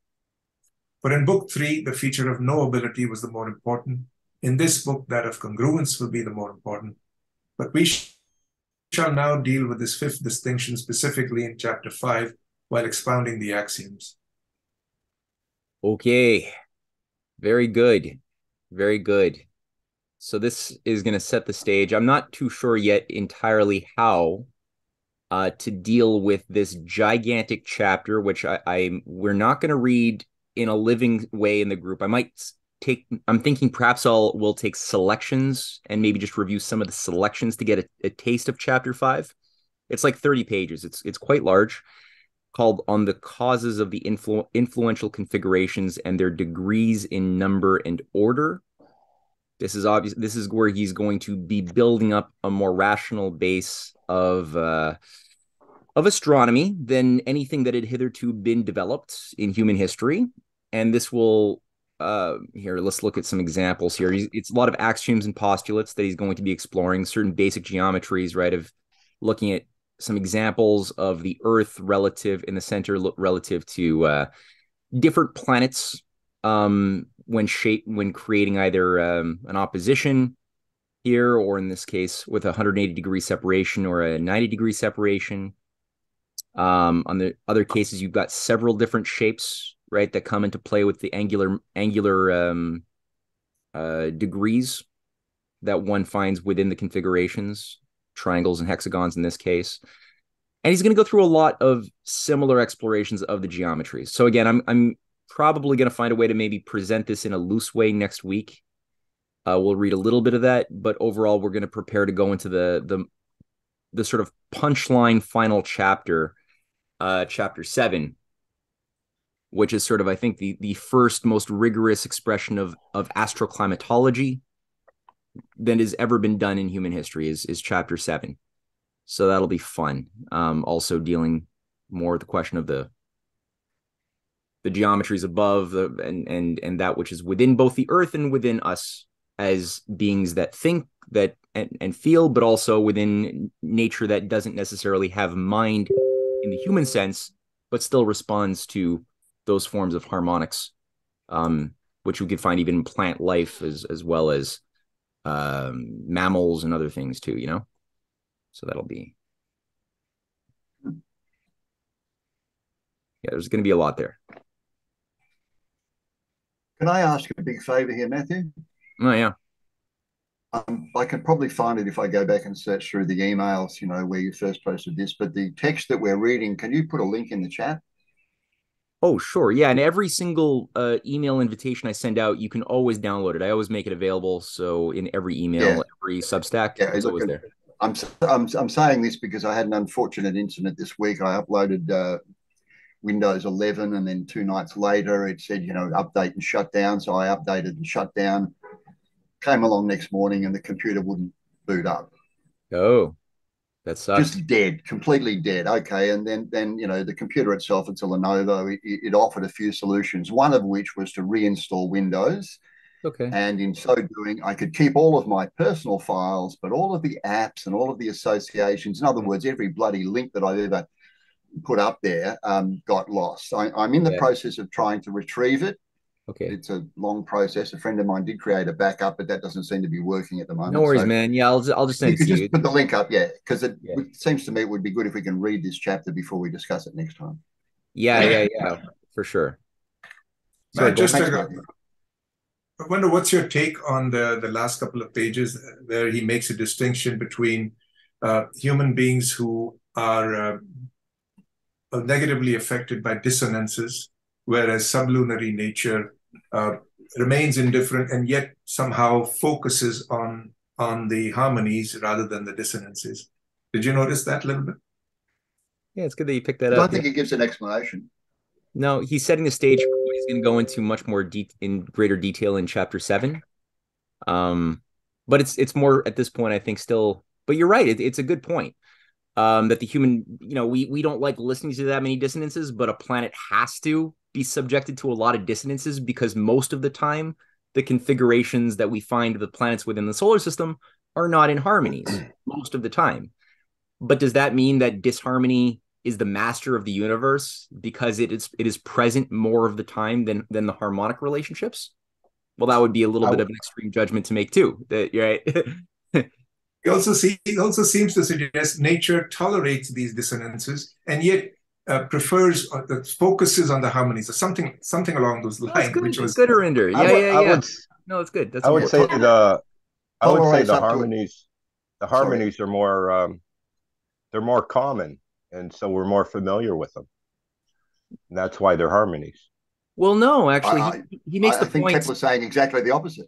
He's saying the opposite. Yeah, he's saying that what occurs more quantitatively in time are disharmonies, and they're thus more common, but we yearn for the harmonies, the more rare things. But not only do we yearn for them, but we see them in nature. Oh yeah. Yeah, but here that's the big point. We see them in nature. We can uncover them. We can investigate them. We can actually build, our epistemological journey on the basis of such observation.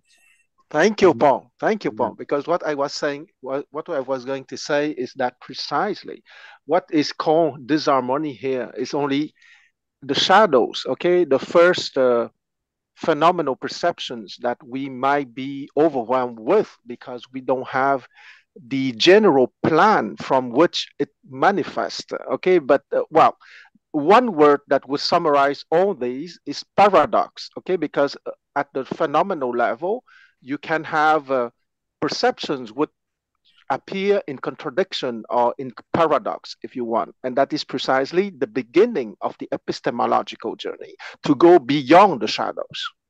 Yeah. So I would say that, sorry, Helen, I see. Oh, no, go on with your thought, because I want to. No, Helen, I prefer you to say what you have to say. Okay, well, this is just different. So I was just wondering, so in North Florida here, we're experiencing white like almost constantly. And it's, I guess, I don't know what they're doing to the sky, but they're preventing the sun from shining. Wait, did you say light or white? No, I didn't hear it either. Yeah.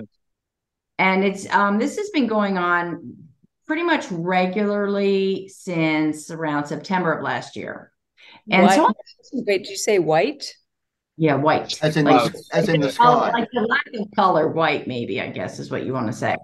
And so, and it just prevents the sun from shining. You can see the sun wants the sun. You can't see the sun rise. You can't see the sunset, and you just see white. And so I was just thinking how unharmonious this is. This is very disturbing for me. And I was just wondering if anybody else is experiencing it and just mentioning that this is not harmonious. Somebody spoke before and said, the universe tolerates dissonance. Okay, and my comment on that one would be up to a certain point. Yes. And I think we're living through that right now. Yeah. Yes, up to a certain point, meaning that even those dissonances are inscribed within the big circle of the cosmic harmony. Exactly. Yeah, and it's interesting because if you look at everywhere there is matter, there's a great degree, like you look at the geometries of the atomic structure of each atom, right? We're told obviously to look through the filter that assumes chaos and randomness shapes the behavior of protons and electrons. It's actually not true. I mean, when you actually look at the Max Planck's, the real scientists who made the biggest penetrating discoveries into the quantum world, they're all recognizing harmonics, relationships, rhythm, order, and then where you see living matter, like so you have the lithosphere, the matter organized by the absence of life, but it's still matter, still very organized in an ordered way, like I said. But then you look at living matter, and it's even more harmonically beautiful. You see greater degrees, as Kelly pointed out, sharing all of these beautiful pictures of flowers in your backyard. But there's just even a greater degree of expression of the golden section, right? The pentagon, fivefold symmetries, which don't really appear in the lithosphere, all of a sudden pop up everywhere. But if you take it from the standpoint of a materialist, the materialist would be like, well, volume-wise, the universe represents mostly, vacuum. Matter represents such a minuscule fraction of the universe. It's almost negligible. It's mostly dark matter and nothingness, which is like most of everything. So it takes them down to this nihilistic. Huh? That's simply what they say. That's what they say. Yeah, I know. It just, you can see how this could really turn you into a nihilistic existentialist. Is the term nihilism an interpretation, or is it's simply a fact that 99% of the space is empty and it's just dark? Nah, just No, something that they've told us. It's not actually It's not true. empty. It's No, it's not not. No empty. We've emptiness. seen 99% of it. It never has been. And the ancients knew this far better than we do. Yeah, yeah, yeah. it's a Yeah. saturated Well, ocean. Huh? yeah, the thing that's frustrating me as a mother who like home educated one of her daughters K to 12 to like not institutionalize her. We still fell into every like trap that they set. Even like cell biology, I'm like kind of like blown away now. I'm like, wait, no one's seen ribosomes. No one's seen what? Like the only thing you see in an electron microscope is what? Like I'm like I'm seeing redemption right now. I know. I heard Crazy, right? they throw it all away and they say it's most of it's junk DNA anyway. It's just doesn't do Don't anything. worry, they'll Dark be able matter, to junk DNA. Stop thinking about it. Like, why would you they'll ignore it? they'll be able to find yet another particle that covers all of those approximations. Oh yeah, Don't I'm worry. sure it's out there somewhere in the future. Yeah. Hadron Collider is hard at work doing this for us. Right. Well, even this study of Kepler, I'm reading it and I'm like, how dumb have we gotten? Like just the way he wrote and spoke and thought. Yeah. I can't help it. Today, no textbook today is even close, right? I can't help it. I'm a bit like Matthew here. I'm too conspiratorial. It's not how dumb have we become, it's how dumb have we been made. Yeah, that's true. That's There's nothing accidental about it. Yeah. Well, when you remember that it took 4 centuries to get the first English translation, that's the fact that you have to that you have to ponder often seriously. Exactly. Oh yeah. Oh yeah.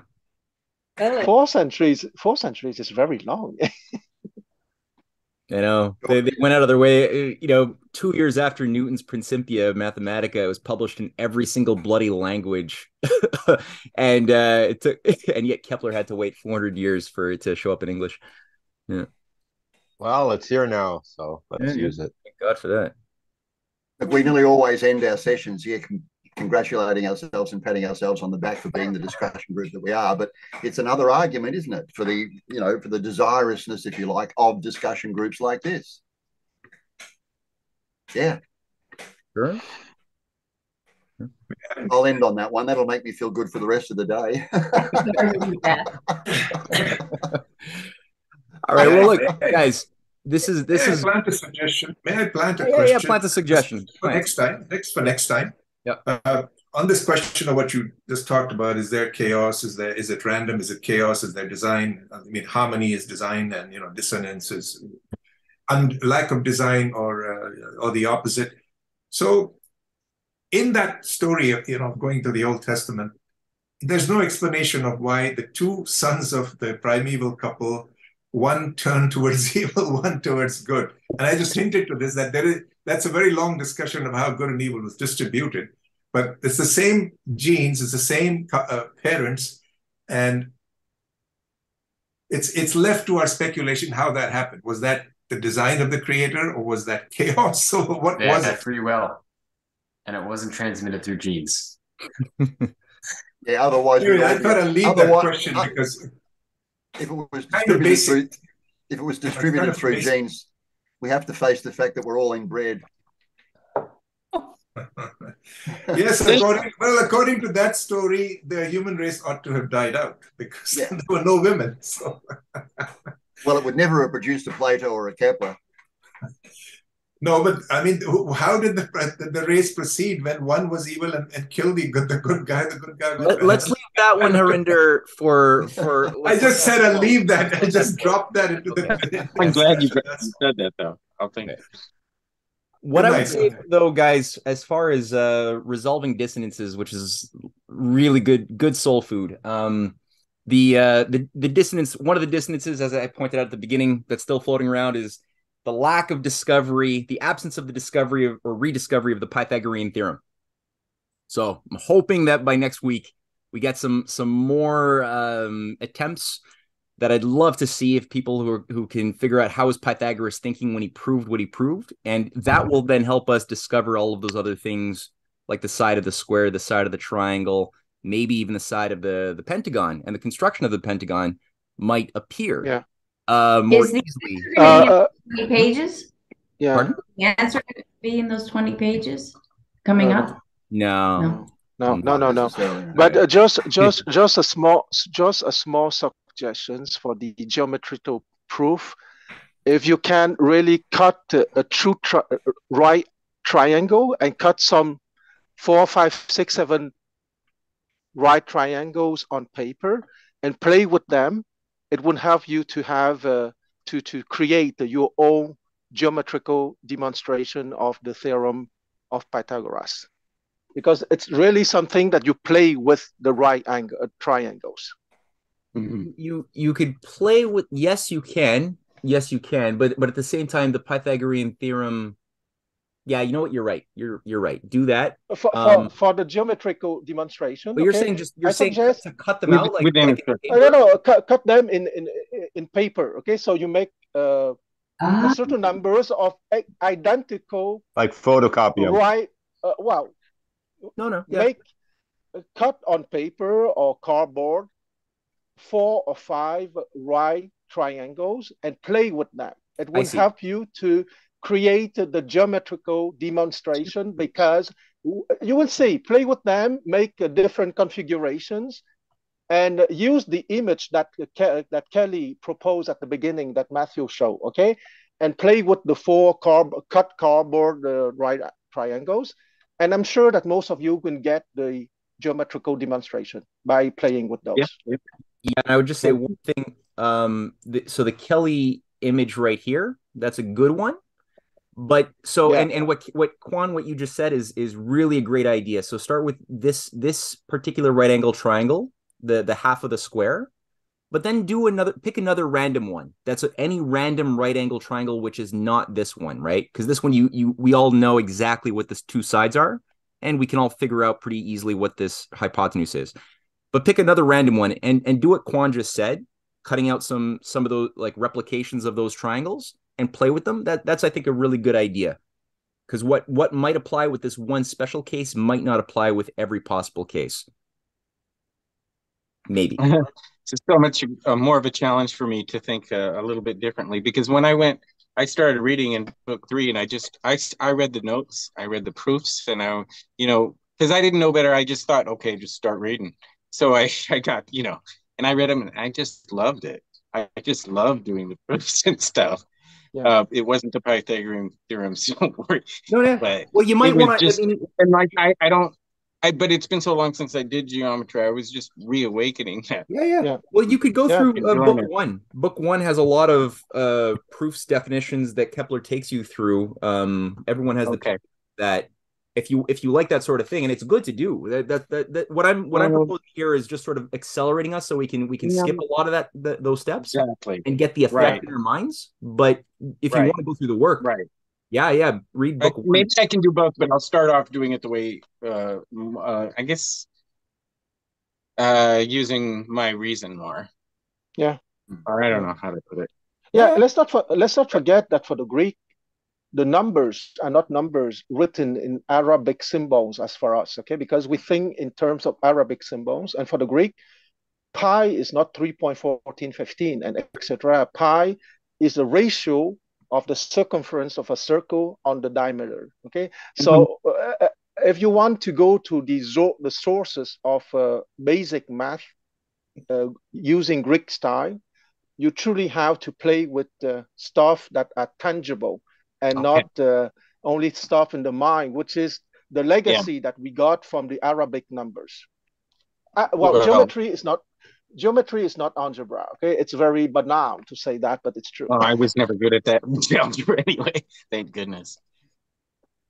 But Declan shared a little video that I think people might enjoy on the invention of imaginary numbers, and so did Quan. Actually, you guys are both thinking on the exact same wavelength, which is fun. Declan, share if you guys could both share those videos. They seem both both amazing, actually. But one is French, so for those of you who speak French, you're gonna really like Quan's find. For those who don't, you'll love Declan's find, and I think they're gonna both awaken some good thoughts and demystify imaginary numbers. Maybe we have demand that we find a new name for imaginary numbers. Yeah, I think you're right to mention that stuff because when I say that geometry is non-algebra, the imaginary numbers maybe is the perfect synthesis of geometry and algebra precisely. Yeah. Well, one thing to keep in mind too, and I'm so glad you took people through the Theaetetus dialogue, because when you look at Kepler, Leibniz, especially Gauss and Riemann, all of them were putting a lot of weight on the importance of the anomalies of the prime numbers, all of them. And the prime numbers, that's sort of the one species of number which is not really treated by sinus symptoms with just glucose. What just happened? It's just playing another screen on the computer. Oh, okay. Yeah, I know. So, I mean, that's the one species of number that's not treated in the Theaetetus dialogue, but is implicit, not explicit. And when Gauss, what's the weird thing about prime numbers, right? There's no pattern to forecasting when the next one will occur. You can keep on, you think you're finding a pattern of when they're going to rise, the prime numbers that occur between 1 and 10, between 10 and 20, between 20 and 30. And then all of a sudden you realize, oh shit, all of those very predictable behaviors that occurred with the next odd number, the next even number, all of a sudden, no, it doesn't work anymore. And there's to this day, no discovered formula that can forecast the next prime number beyond what we've calculated. So that's something that is super anomalous. And Gauss being somebody who was really obsessing on this, used this as a way to open up a really powerful insight into how prime numbers, thought of geometrically, give us insight into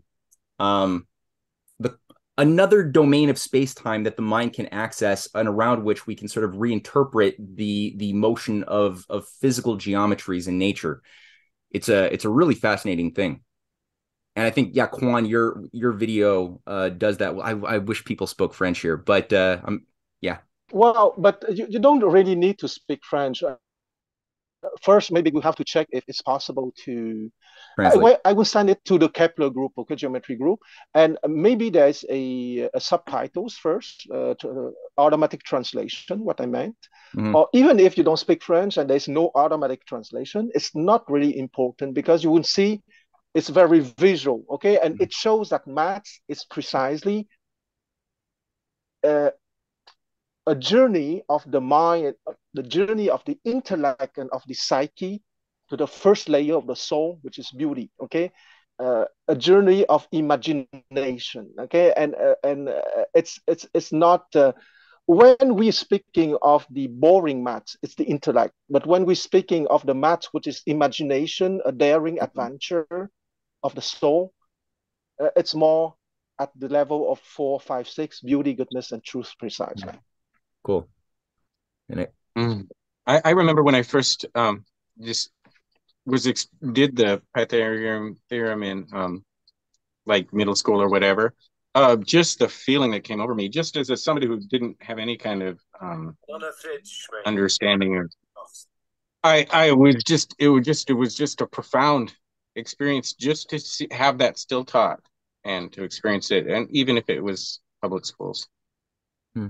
Sorry to bring that. I know we got to go. No, it's good, man. It's cool. And Declan, thank you so much for also sharing that YouTube video. I'm going to watch that tonight. Guys, always a pleasure. And I think this week, this Sunday, Anton Chaikin is going to do a class on Sunday on the sabotage of Reconstruction after the Civil War.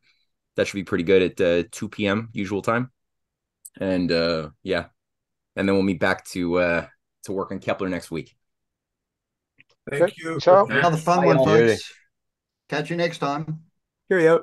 Have a good one.